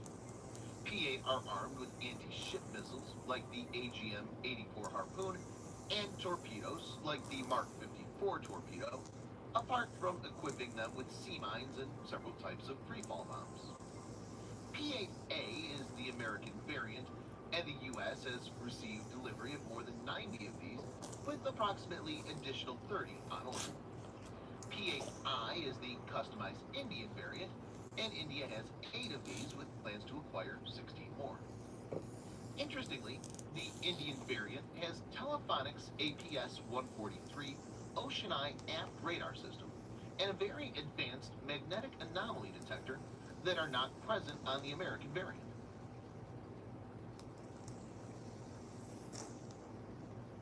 Arleigh Burke-class warships were designed as multi-mission destroyers capable of anti-aircraft warfare, AAW, anti-submarine warfare, ASW, and anti-surface warfare, ASUW. With an overall length of 509 feet or 155 meters and displacement of about 9,200 tons, Arleigh Burke-class destroyers are among the largest destroyers built in the United States, and the U.S. Navy has 66 Arleigh Burke-class warships in active service. For anti-submarine warfare, the class has AN-SQS-53C sonar array and AN-SQR-19 tactical towed array sonar. It has RUM-139 vertical launch, ASROC anti-submarine missile, and 2 Mark 32 triple torpedo tubes for Mark 46 or Mark 50 torpedoes.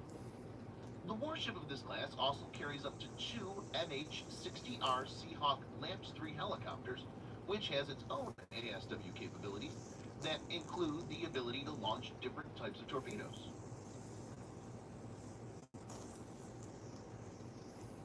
This is the first bilateral anti-submarine warfare exercise after COMCASA was signed. Deployment of P-8 Poseidon and Arleigh Burke-class destroyer USS Spruance for the exercise indicates that India and U.S. are taking the threat of Chinese submarines seriously, and rightly so. With India and U.S. joining hands, China may have to reassess its high-handed strategy in the region. It's already embroiled in a dispute over the South China Sea, and opening a new front in the Indian Ocean could stretch its forces. Thanks for watching. Subscribe for more videos like this. Hit the like button if you find the video interesting. And kindly provide your feedback in the comment section. This will help us improve.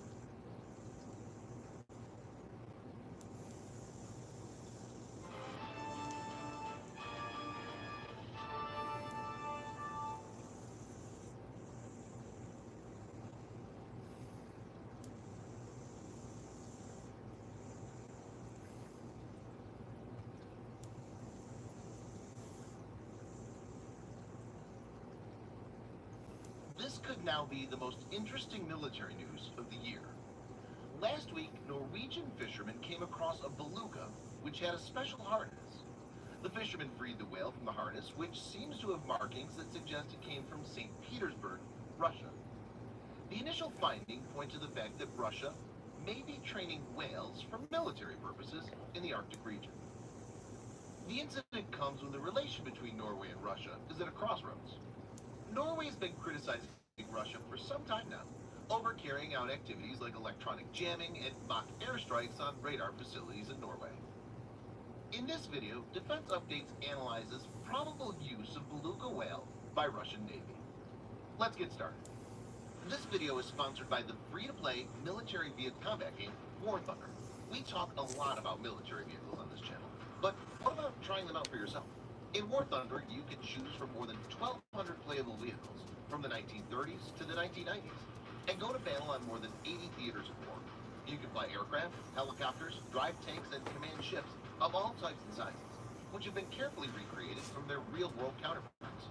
It's available as a free download on PC, PlayStation 4, and Xbox One with cross-platform support. So grab your friends and give it a try.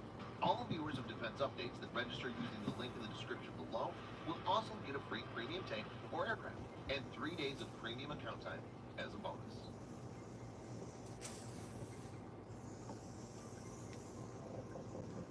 On April 24th, 2019, fishermen saw the whale near Ingoy Island in Norway's far north, which seemed to be in some kind of agony. One of the fishermen jumped into the water and cut off a harness which was attached to it. On April 26, 2019, Norwegian state broadcaster NRK reported on the incident for the first time. The beluga was reportedly coming up to boats and scraping up along the side of them in an apparent attempt to get the gear off. Other individuals had reported seeing it in the same area as early as April 22nd, 2019. Fisherman Jor Heston told NRK, "It came over to us, and as it approached, we saw that it had some sort of harness on it. It always searches for boats and people, and then it comes all the way to the boat and tries to rub the straps off." Mr. Hurston added his observation that the beluga was very tame, indicating that it may have been in captivity for a long time. As per NRK, at the time of the incident, there was no equipment, but the harness seems to have a mount which could be used to attach a camera or some other type of device. The Norwegian Directorate of Fisheries has also released a picture that seems to show a hook with which the whale may be trained to latch onto something. Other snaps have a marking of equipment and St. Petersburg in Roman script, as well as a logo which has not been identified. Viewers may note that belugas could be a valuable military asset since these are relatively intelligent and can swim for long distance in cold waters and dive to a great depth. Actually, they can dive to depths of 2,000 feet, which humans can't and even many submarines can't do. A beluga can be trained to detect certain types of objects like a sea mine or a submarine. If a camera is attached to it using a harness, it could relay live footage to its operator. So on a basic level, belugas could be deployed for guarding military assets as well as carrying out reconnaissance activities. It's important to note that the belugas are much smaller than a traditional submarine and also are not something which is covered by metal layers on the outside. So they could be hard to detect, and it will be even harder to isolate if they're normal ones or carry any pieces of equipment. During the Cold War, the Soviet Union had a naval marine mammal program based in the Black Sea. It focused on training dolphins so they could carry out underwater tasks. After 2014, when Ukraine's Crimea came under Russian control, the program seems to be back on track. It's to be noted that the U.S. Navy has a similar program, and it's training dolphins and sea lions as part of its own marine mammal program. On April 25th, 2019, the Russian Navy's Northern Fleet had announced it completed a major military drill that included around 20 ships in the Barents Sea. It may well be that the particular beluga may have escaped the training program or this military exercise, and in probability was trying to get rid of the external attachment on its body. Russian and NATO activity has increased several folds in the past few years in the region. In the past few years, both Russia and NATO have stepped up military exercises in and around Northern Europe. A resurgent Russian Navy seems to be getting more assertive. Many reports point to the fact that Russian undersea activities, especially submarine activity, has been increased many folds. Keeping this in view, the possibility of Russia using mammals for military tasks assumes greater significance, and NATO may have to seriously assess the threat from this. Thanks for watching. Subscribe for more videos like this. Hit the like button if you find the video interesting, and kindly provide your feedback in the comment section. This will help us improve.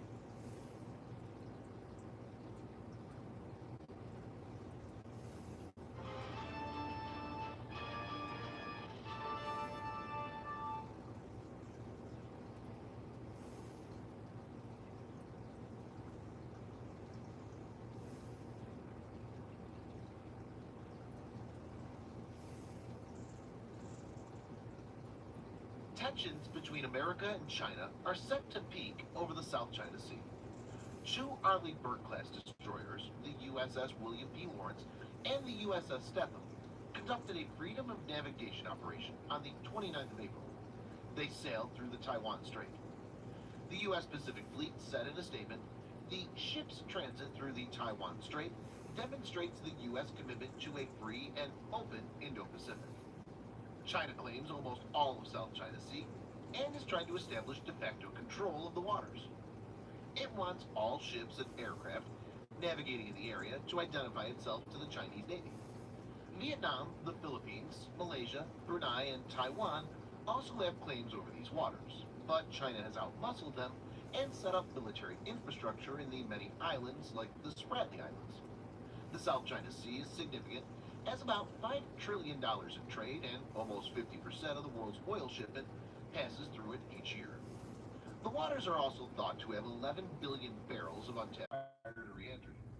It enables USS William P. Lawrence and USS Stetham to shoot down enemy ballistic missiles by expanding the Aegis combat system with the addition of the AN-SPY-1 radar and standard missile technologies. Aegis BMP-equipped vessels can transmit their target detection information to other systems, and if needed, engage potential threats using either the SM-2 or SM-3 missile. SM-3 missile, having a range of 2,500 kilometers and a speed of Mach 10.2, is especially suited for this task.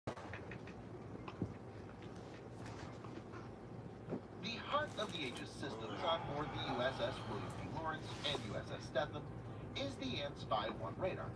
It's an advanced, automatic detect and track, multifunctional phased array radar. The high-powered 4 megawatt radar is able to perform search, track, and missile guidance functions simultaneously, with a capability of over 100 targets. A conventional mechanically rotating radar sees a target, with the radar beam strikes that target once during each 360-degree rotation of the antenna. A separate tracking radar is then required to engage each target. By contrast, Oh, the hush, computer-controlled AN-SPY-1D phased array radar of the Aegis system brings these functions together within one system. The phased array can concentrate energy where it's needed. The operator can boost the range and resolution in a particular direction without blinding the ship from threats from another side. The 4 fixed arrays of SPY send out beams of electromagnetic energy in all directions simultaneously, continually providing a search and tracking capability for hundreds of targets at the same time. USS William P. Lawrence and USS Stetham are very well equipped and are designed to be multi-weapons platforms and carry a lethal array of sophisticated weaponry. Each has a total of 96 Mark 41 vertical launch system, VLS, divided into 2 blocks of 32 and 64 cells. These can be configured with the combination of the following weapons based on the mission. 1. BGM-109 Tomahawk cruise missile for land attack. 2. RIM-66 Standard Missile 2, SM-2, surface-to-air missile for air defense. 3. RIM-161 Standard Missile 3, SM-3 for Aegis ballistic missile defense. 4. RIM-174 Standard ERAM Standard Missile 6, SM-6, which is a multi-role missile that can intercept incoming anti-ship missiles, act as ballistic missile defense, and also function as a high-speed anti-ship missile. Each also has two Mark 141 Harpoon missile launchers for anti-ship role. Two Mark 32 triple torpedo tubes are present, launching Mark 46 or Mark 50 torpedoes. Two MH-60R Seahawk LAMPS 3 helicopters are also present for anti-submarine warfare.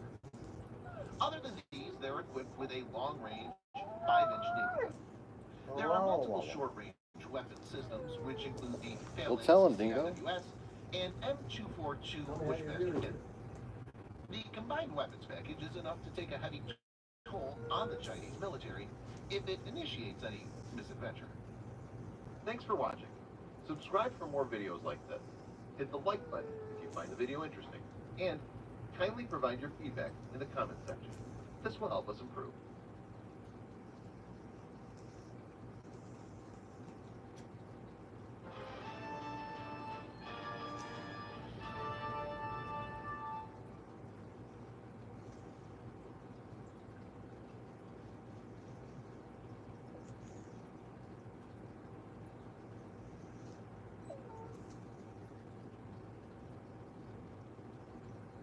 America has the largest navy in the world by a decent margin. American supercarriers are the face of the U.S. Navy and have enabled powered projection far off from the U.S. homeland.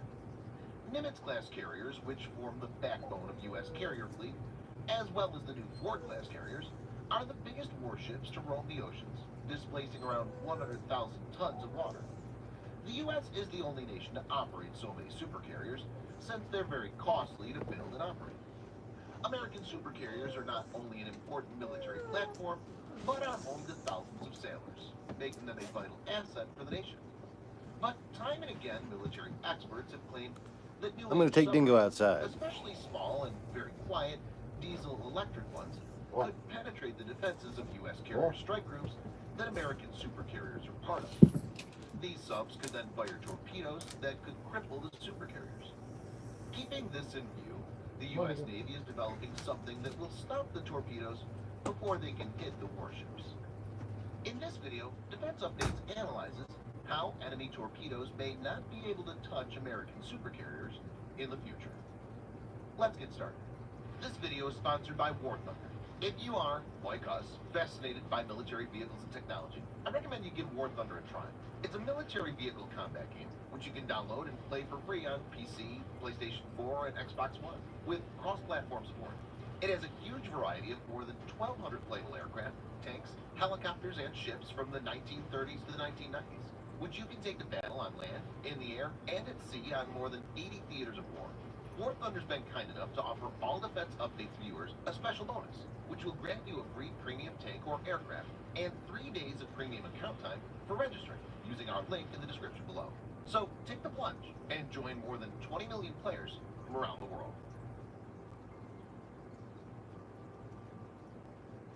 American carriers do not operate alone, but are deployed as part of a carrier strike group. The Carrier Strike Group consists of multiple Ticonderoga-class cruiser and Arleigh Burke-class destroyers, as well as Virginia-class attack submarines. Ticonderoga-class guided missile cruisers and Arleigh Burke-class guided missile destroyers are equipped with a diverse array of weapons for anti-aircraft warfare, AAW, anti-submarine warfare, ASW, anti-surface warfare, ASUW, as well as have the ability to intercept ballistic missiles through Aegis Ballistic Missile Defense System. The Virginia-class submarines can defeat enemy submarines, clear sea mines, as well as score hits on land targets. American warships and submarines currently use a combination of electronic warfare jammers and acoustic decoys to confuse and defeat incoming torpedoes. These tend to be effective against torpedoes that use active or passive sonar to home in on their targets.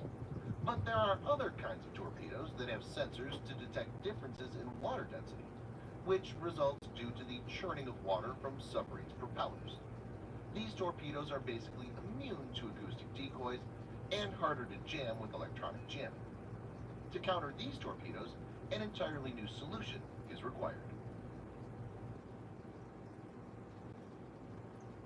As per the recent U.S. Navy's budget request for 2020 fiscal year, it's looking to provide its submarines the ability to launch small torpedoes.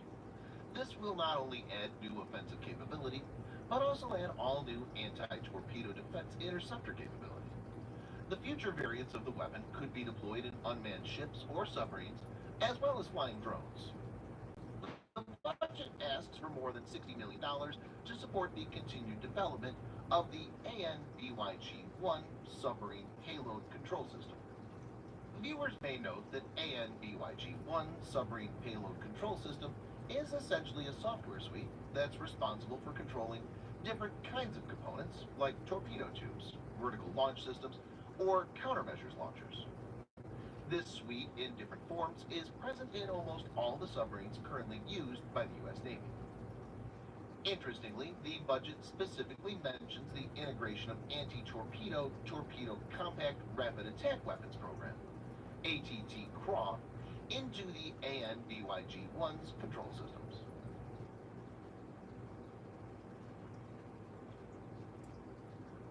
Recently, America's Ground-Based Interceptor, GBI, from the Ground-Based Mid-Course Defense System, has successfully destroyed an Intercontinental Ballistic Missile, ICBM, in a test. In the statement, MDA said, the U.S. Missile Defense Agency, in cooperation with the Joint Functional Component Command for Integrated Missile Defense, U.S. Northern Command, and elements of the U.S. Air Force Space Command, conducted a successful test today against an ICBM-class target.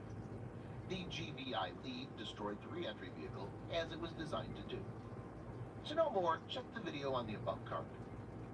A similar approach will be used in this case, where an incoming torpedo will be tracked and taken out by interceptor torpedo. The interceptor torpedo destroys the incoming torpedo by either physically ramming it or with the detonation of an explosive warhead. Another example of this kind of approach is the Afghanin Active Protection System, present in Russian Armata T-14 main battle tank. The system is able to intercept incoming anti-tank missiles, rocket-propelled grenades, and armor-piercing, fin-stabilized discarded SAD, APFSDS, rounds by using interceptors. If successful, the system will be a major win as warships and submarines that guard the supercarrier and the supercarrier itself will be able to defend against enemy torpedoes in a much more effective way. Thanks for watching. Subscribe for more videos like this. Hit the like button if you find the video interesting. And kindly provide your feedback in the comment section.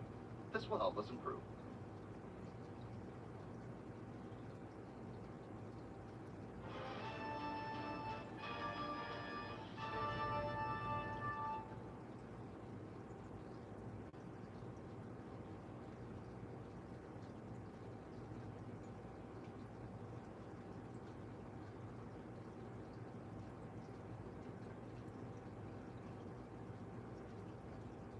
The U.S. Navy has christened its third and final Zumwalt-class guided missile destroyer, USS Lyndon B. Johnson, DDG-1002. The ceremony was organized yesterday by the General Dynamics Bath Ironworks Shipyard in Bath, Maine. DDG-1002 is named in honor of U.S. President Lyndon B. Johnson, who served in office from 1963 to 1969. This will be the first ship to bear his name. Lyndon Johnson Robb and Lucy Johnson, the two daughters of the former president, served as the ship's sponsors. The ship is christened after its launch in December 2018. In this video, Defense Updates analyzes why USS Lyndon B. Johnson is one of the most lethal warships in the world. Let's get into the details. This video is sponsored by War Thunder, the most comprehensive military vehicle online game for PC, PlayStation 4, and Xbox One, in which you can go to battle on more than 1,200 playable aircraft, tanks, helicopters, and ships from the 1930s to the 1990s. The game has an amazing attention to detail and focuses on a realistic combat experience, which is why knowing your vehicles and skill really makes a difference. It's easy to get into, and all you need to play is nothing more but your mouse and keyboard, or controller. Immerse yourself in cross-platform combat with more than 20 million other military vehicle enthusiasts from all over the world. Download and play War Thunder for free using the link in the description below.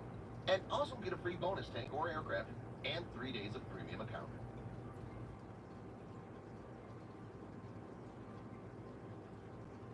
Zumwalt class is a multi-role class that's designed for secondary roles of surface warfare and anti-aircraft warfare, and originally designed with a primary role of naval gunfire support. It was intended to take the place of battleships in meeting a congressional mandate for naval fire support. The Zumwalt class of warships are the largest and technically most sophisticated guided missile destroyers of the U.S. Navy. The ship is designed around its two advanced gun systems, their turrets and magazines, and unique long-range land attack projectile, LRLAP, ammunition. The U.S. Navy initially intended to build 32 of these ships, but due to cost overruns, the number of vessels to be constructed was reduced to 3.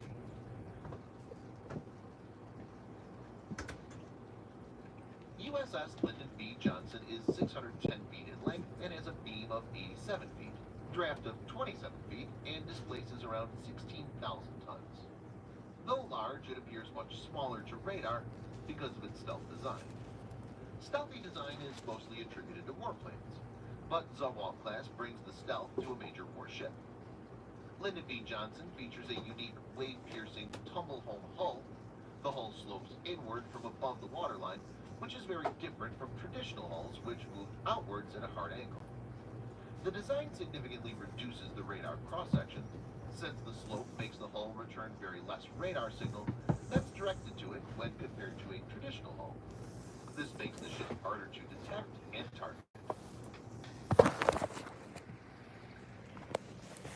Zumwalt is the first class of warship to feature all-electric. So, nobody here still. Lyndon B. Johnson consists of an all-electric drive with an integrated power system. The ship is powered by 2 Rolls-Royce main turbine generators, 2 Rolls-Royce auxiliary turbine generators, 2 34.6 megawatt induction motors, enabling it to reach speeds of up to 30 plus knots. The electric propulsion system has many advantages. Well, at least I had an hour of sleep or something. Drive shaft and many other heavyweight components. This not only enables easier maintenance, but also reduces the acoustic signature of the warship, making it harder to detect by sonars. Importantly, the system generates 58 megawatts of additional reserve power, which allows the legroom for future upgrades like integrated laser weapons and railguns. USS Lyndon B. Johnson uses extensive automation. For example, the vessels of this class have an automated cargo handling system. The automation reduces crew complement that's required to run the ship. USS Lyndon B. Johnson requires a minimum complement of 130 personnel, which is less than half needed by similarly sized warships. This will reduce operational costs as well as enable stocking more weapons, which could be crucial in a war scenario.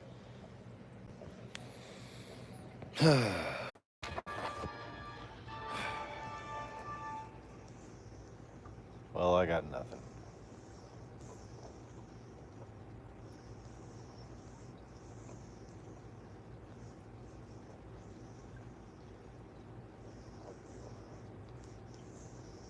Russian shipbuilder Admiralty Shipyards launched Petropavlovsk-Kamchatsky improved Kilo-class submarine in a March 28th ceremony in St. Petersburg. The Russian Kilo-class submarine is nothing new. It's been around in some form or another since the 1980s, but the class has seen continuous improvement over the years. The latest incremental update of Kilo-class is Project 636.3. Russia has now been marketing the submarines of this variant of the Kilo-class as the quietest in the world. The first 6 units of the Project 636.3 were built for the Black Sea Fleet. Petropavlovsk-Kamchatsky is the first to be built for the Vladivostok-based Pacific Fleet. In this video, Defense Updates analyzes why the latest improved Russian Kilo-class submarine, Petropavlovsk-Kamchatsky, is considered so lethal. Let's get started. This video is sponsored by the free-to-play military vehicle combat game, War Thunder. We talk a lot about military vehicles on this channel, but what about trying them out for yourself? In War Thunder, you can choose from more than 1,200 playable vehicles, from the 1930s to the 1990s, and go to battle on more than 80 theaters of war. You can fly aircraft, helicopters, drive tanks, and command ships of all types and sizes, which have been carefully recreated from their real-world counterparts. It's available as a free download on PC, PlayStation 4, and Xbox One, with cross-platform support. So grab your friends and give it a try. All viewers of Defense Updates that register using the link in the description below will also get a free premium tank or aircraft and 3 days of premium account time as a bonus.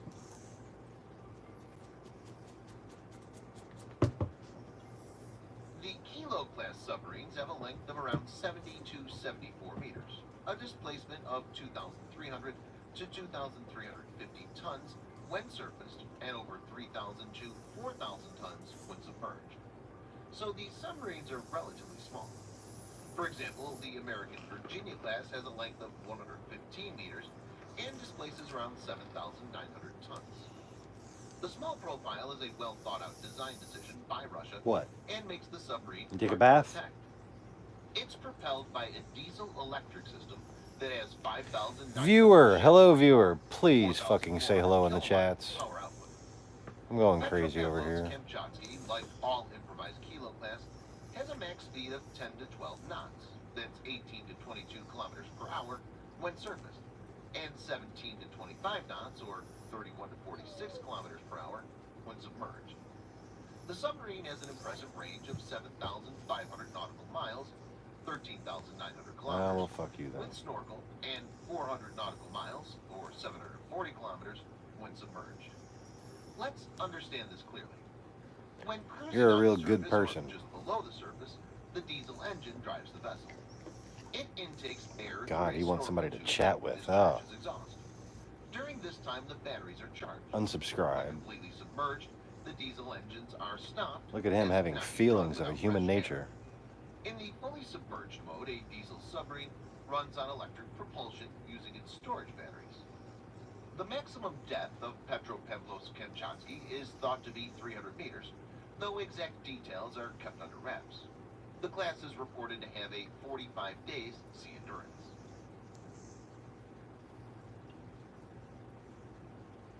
Though Petropavlovsk-Kamchatsky has a compact profile, the submarine possesses an excellent armament, which includes 1. 6 533mm torpedo tubes for a total. Alright, I'm getting tired of that.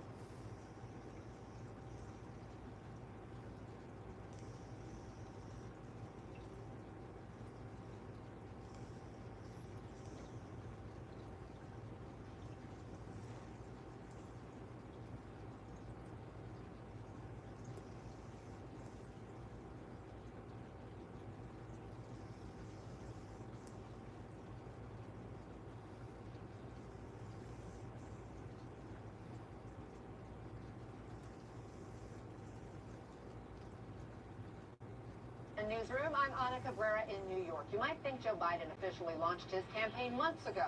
You would be wrong. We began this hour with Biden's official kickoff campaign rally just this afternoon in his home state of Pennsylvania. That's where he was born. The former vice president wearing his trademark aviator sunglasses, giving a quick hug to his wife Jill before he stepped up to the mic. Biden today devoted a lot of time to emphasizing unity for the nation he hopes to lead. We choose hope over fear, truth over lies, and yes, unity over division.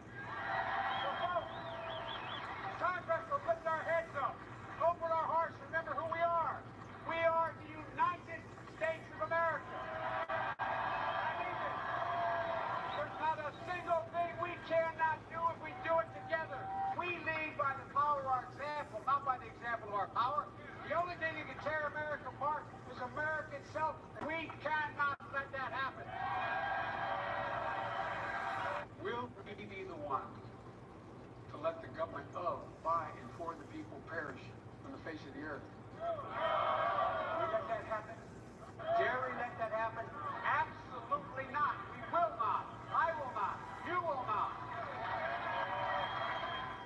Biden also spent a lot of time name-dropping his former boss. You might have heard of the guy. He used to work in the Oval Office. Take a look. Barack Obama was an extraordinary man. I watched up close. He has character, courage, and vision. Mike. He was the president of our children. Welcome, Mike. Did look up to.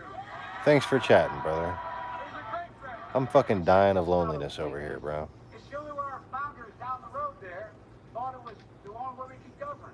It was necessary. This is all the cigarette I have left. Requires consensus. You know, I did it when I was a senator. It's what I did as your vice president, working with Barack Obama. How are you doing this What evening? I will do as your president. Now, finally, Biden threw plenty of shade at the man currently occupying the White House, opening fire with insults and zingers aimed squarely at President Trump.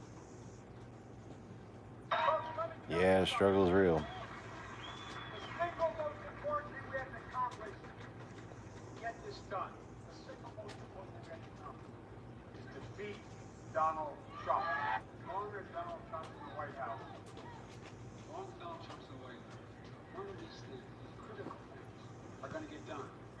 So if you want to know what the So what's going on in your neck of the woods? and my climate proposal is, beat Trump.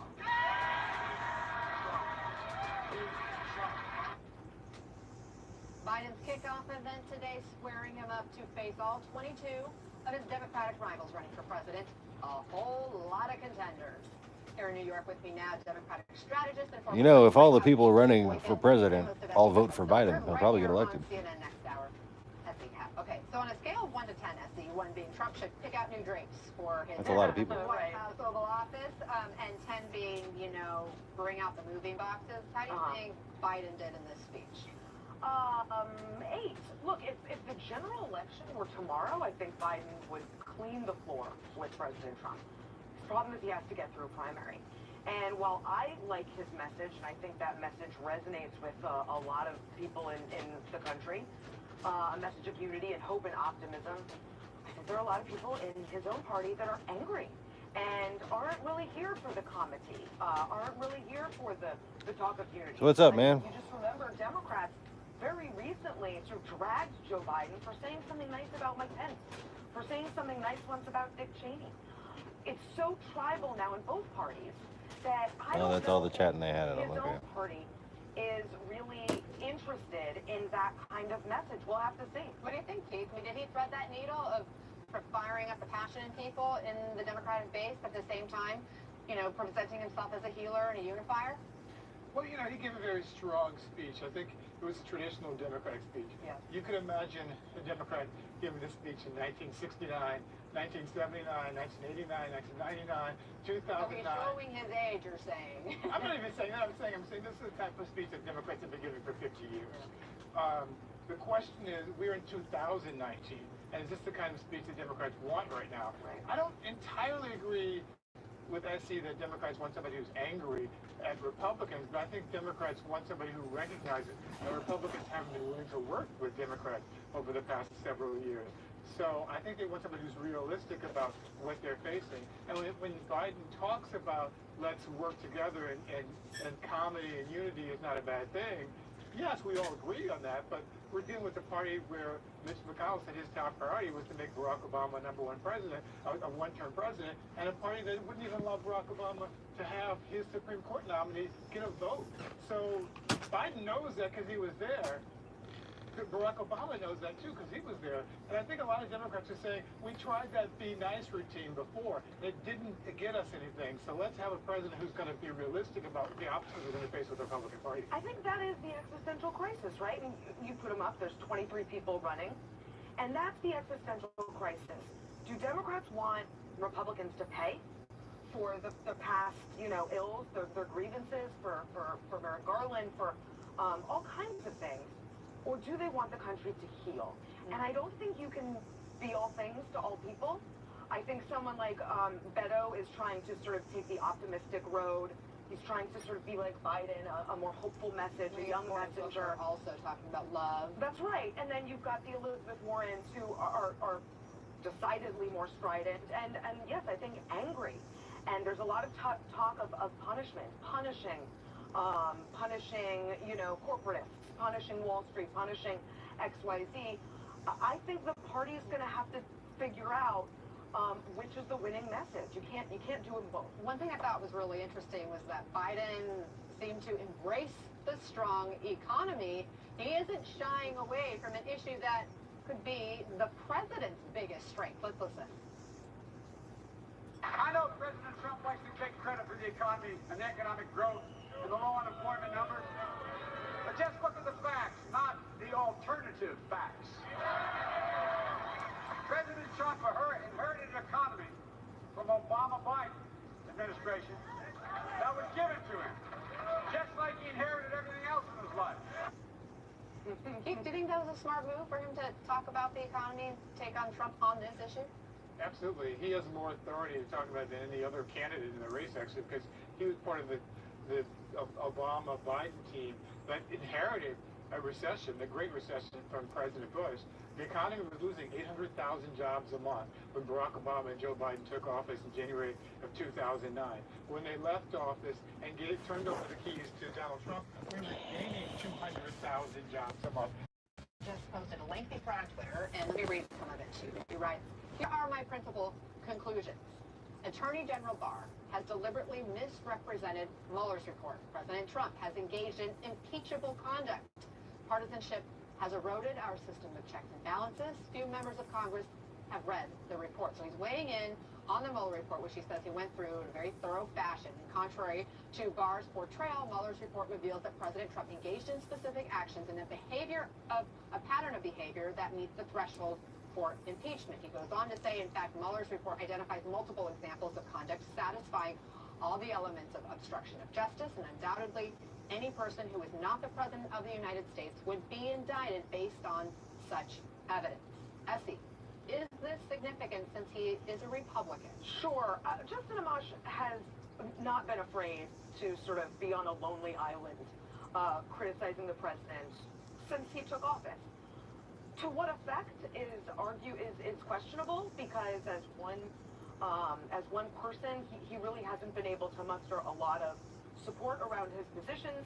Occasionally you'll have Ben Sass weigh in on a sort of similar line, but it's a good thing that a Republican is standing up and saying what he thinks is right, even though he must know he will not have the backing of the majority of his party. Keith, he's going further than some Democrat, right? He is, and I think it's important to understand how these procedures work. We look back at the impeachment proceedings for Richard Nixon in the 1970s. A year before Nixon was impeached, 19% of Americans thought that Nixon should be impeached. Only 19%, after they'd already started the Watergate impeachment proceedings. It wasn't until a year into the hearings when the majority of Americans believed that Richard Nixon should be impeached. So Democrats who are sitting back and saying, oh, only 30 or 40% of Americans think that Trump should be impeached, that's a higher number than who thought that Nixon should be impeached when Nixon impeachment proceedings began in the 1970s. So if you have Republicans who are now saying that the president is engaged in impeachment, a Republican, but you know, there are others out there who were not elected who are saying the same thing. Sure, yeah. And as long as you know that that's the case, you know that Donald Trump has violated the law, and you know that the consequences of not holding him accountable are that other president and this president will feel more emboldened, then I think this gives Democrats more ammunition to go after Trump and to hold him accountable in impeachment. Well, remember, as well. Amash is from Michigan, a state Trump won. That was By 10,700 votes. Exactly, which was a huge blow to the Democrats, though. And Trump won is the fact that Amash, I would assume, is also reading the politics in his home state. That's significant, isn't it?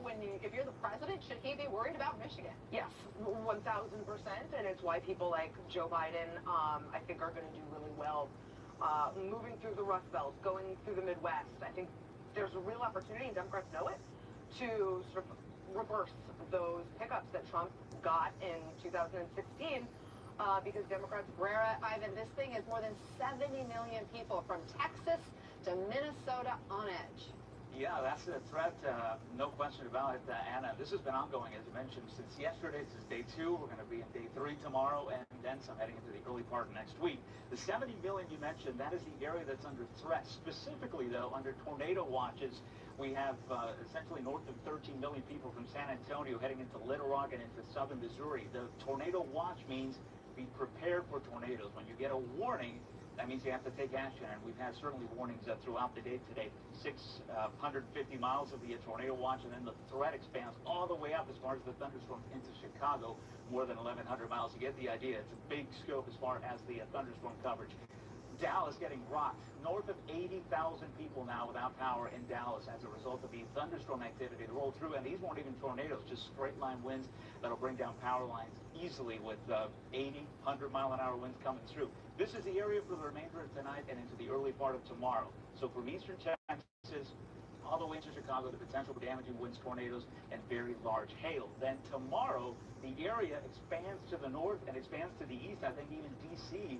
is in the crosshairs for the potential of strong storms. I just don't think tomorrow will be the kind of outbreak we've had the last couple of days.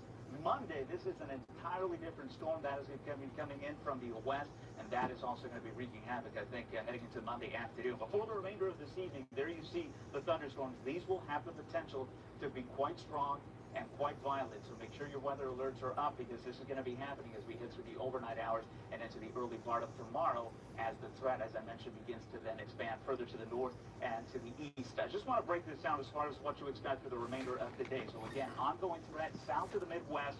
Power outages are going to be ongoing. The potential for flooding and damaging wind there with tornadoes, and that threat, as I mentioned, Anna, then begins to move to the east. We are on day 3 tomorrow, and then with a new storm on Monday. Okay, it's not over yet. We'll, of course, stay on top of it. Ivan Cabrera, please keep us posted, and thank you for that update. 2 Florida counties are bracing for an influx of migrants that they didn't ask for and can't pay to support. So one official is floating this as a solution: Trump hotels as shelters for immigrant families. Is he being serious? I'll ask him next. You're live in the CNN Newsroom.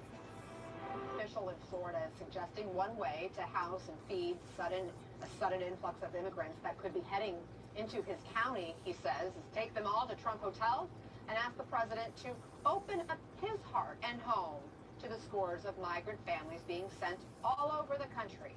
The official floating this idea is Mark Bogan, the mayor of Broward County, Florida. And Mayor Bogan is here with us now. You were being facetious, at least I think so, when you suggested housing immigrants at Trump hotels. But really, this illustrates a challenge you are potentially going to face if you receive hundreds of people, perhaps thousands, released from detention on the U.S.-Mexican border. You don't have any designated shelters. You don't have any special funding. What are you going to do? Well, that's a really good question, Anna. I mean, being told that 135 people are coming here every week with no food, no money, no shelter. We don't know the health condition of anybody. We don't know if they're seniors. We don't know if they're children. We don't Viewer. know if they're adults. Hello, viewer. Feel free to please say hello in the chats. Going fucking crazy over here. 500 a month for Broward County, 500 a month for Palm Beach County, and just got the stream on to try to be social because So if not your county, though, some other county. I have no other form of human contact right now, it seems. So why shouldn't Broward help shoulder the burden? I'm thinking about going to this little country bar. 1,000 people we've been told will be coming every month, half going to our county, half going to Palm Beach County. Look at Broward County is a county of many nationalities. We're welcoming, we're inclusive, but you need a plan. You need to be organized. You need funding, you need resources, and otherwise it's going to be a disaster and a humanitarian crisis. The way that we've been told it is now is that they're just looking to be a tent city, because if you don't have resources and you don't have anywhere to go, right now our homeless shelters are full and we don't have structures. Thank you for the like. So you need a plan and you need some type of organized Are you system chat in which enabled? to receive people. Why do you think your county, as well as Palm Beach County, were selected? That's a good question. First of all, the president said in April, I believe he said he was going to send people, migrants to sanctuary cities. Now, in March 2017, our county commission voted that while we are a welcoming and inclusive county, we are not a sanctuary county. So the only reason I could believe that he's going to send them to Broward County is because we're a very democratic county here in Florida, and maybe it's just out of vindictiveness. I don't know, but I believe that would be the reason. Can you please chat? One official, CBP official, says that they were looking for places that I guess have if you could, you temporary would, right? detention facilities, adequate computer systems to be able to process the immigrants upon arrival, and that those locations just happen to be primarily along the northern and coastal border. Does that make sense to you? No. I mean, I'm thinking about buying Broward some County, we're the cigarettes 15th largest county in the United because I States. can't fucking take But this we shit don't anymore. have facilities. I mean, right now, as I mentioned, our homeless facilities are full. We don't have detention facilities to put people in. And, you know, again, without planning, without money, without resources, you're asking that you're going to create a tent city.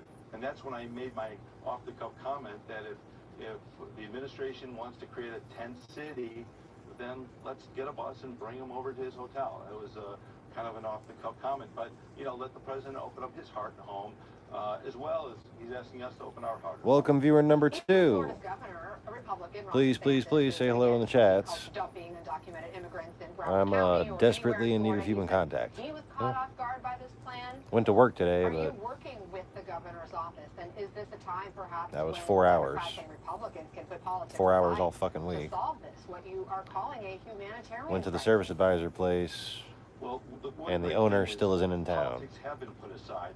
When this happened, we wanted to know, you know, what do our federal elected Well, thank you for officials clicking the know, like or button, state whoever you officials were. know? So we contacted our U.S. senators, we contacted our congressmen, we contacted Governor DeSantis' office. Nobody knew anything. There was no information disseminated. And what is one thing which is great is, you know, the Republicans and Democrats all have worked together on this, and we're talking together about what we can do. So this really is not a Democratic or a Republican problem. This is a humanitarian problem. And that's what we need to. I think I should go to the bar. But we're all trying to work together. We're just not getting any information.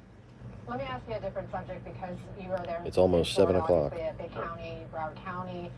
What is your reaction to the new revelations that not one, but 2 Florida counties had voter registration systems hacked in 2016? And important to point out, though, that the actual vote counting systems were not hacked, according to officials. It's pretty scary. It's pretty scary when you know that your voter registration system is hacked. We've been told that it's not Broward County. I don't know if that's a fact or not. They're not releasing the names of the counties that have been hacked, but it certainly makes us more apt to get. I don't know what to do security myself, features, man. and I just don't we've been know. Inquiring from our supervisor of elections what we need to do. If you can chat, to have suggest to me what to security do. precautions to protect the voters and the voters' wishes of who should be elected. Real quickly, you said we've been told Broward County was not hacked. This has been 140 minutes of me sleeping and twitching. You know, I honestly forgot.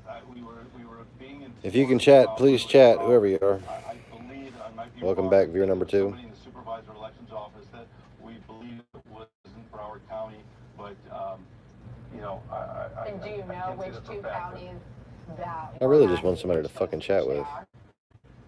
No, for some reason, again, it's like no one's releasing any information. Just like the situation here with the migrant issue, now we just recently in the past 12 hours, we were told that maybe this whole was calling anybody from the federal government to give us any information. So He wouldn't follow through with it if one person was kind to him.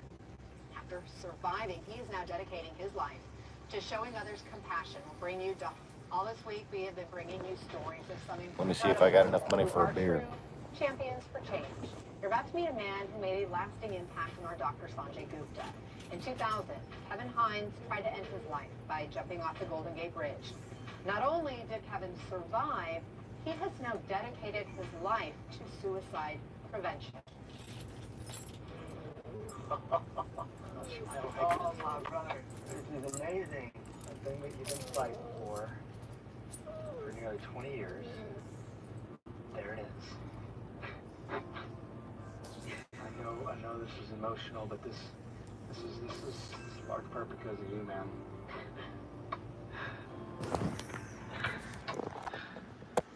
Now the question is, should I try to keep the stream going?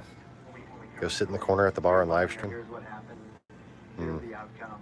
I don't know about that. What Kevin Hines and this story did for me was make me realize that the shades of gray in between stories aren't things that you should just dismiss. No details too small, especially with the story. Like I don't think I'm going going to be there long. On September 25th, 2000, 19-year-old But, Kevin Hines walked to the middle of the Golden You know, I Gate don't Bridge. really drink anymore, you know? So, falling head first, and I immediately recognized if I hit head first, I will die. I hit the water. I guess I'm gonna go. And I'll probably be back on here in like a couple hours. Sound good? I guess I get to go find out if I'm attractive still, if there are any women up there. But so, thanks for watching. I'll be back on in like 2 hours tops. I'm probably not going to be gone long at all. But I was under the impression that it was the easiest way to die. I'm just going to go get out of the house for a minute. So, thanks for watching. Thanks for clicking the like button. And check back in like 2 hours, because I'll probably be back here. Wishing I was dead.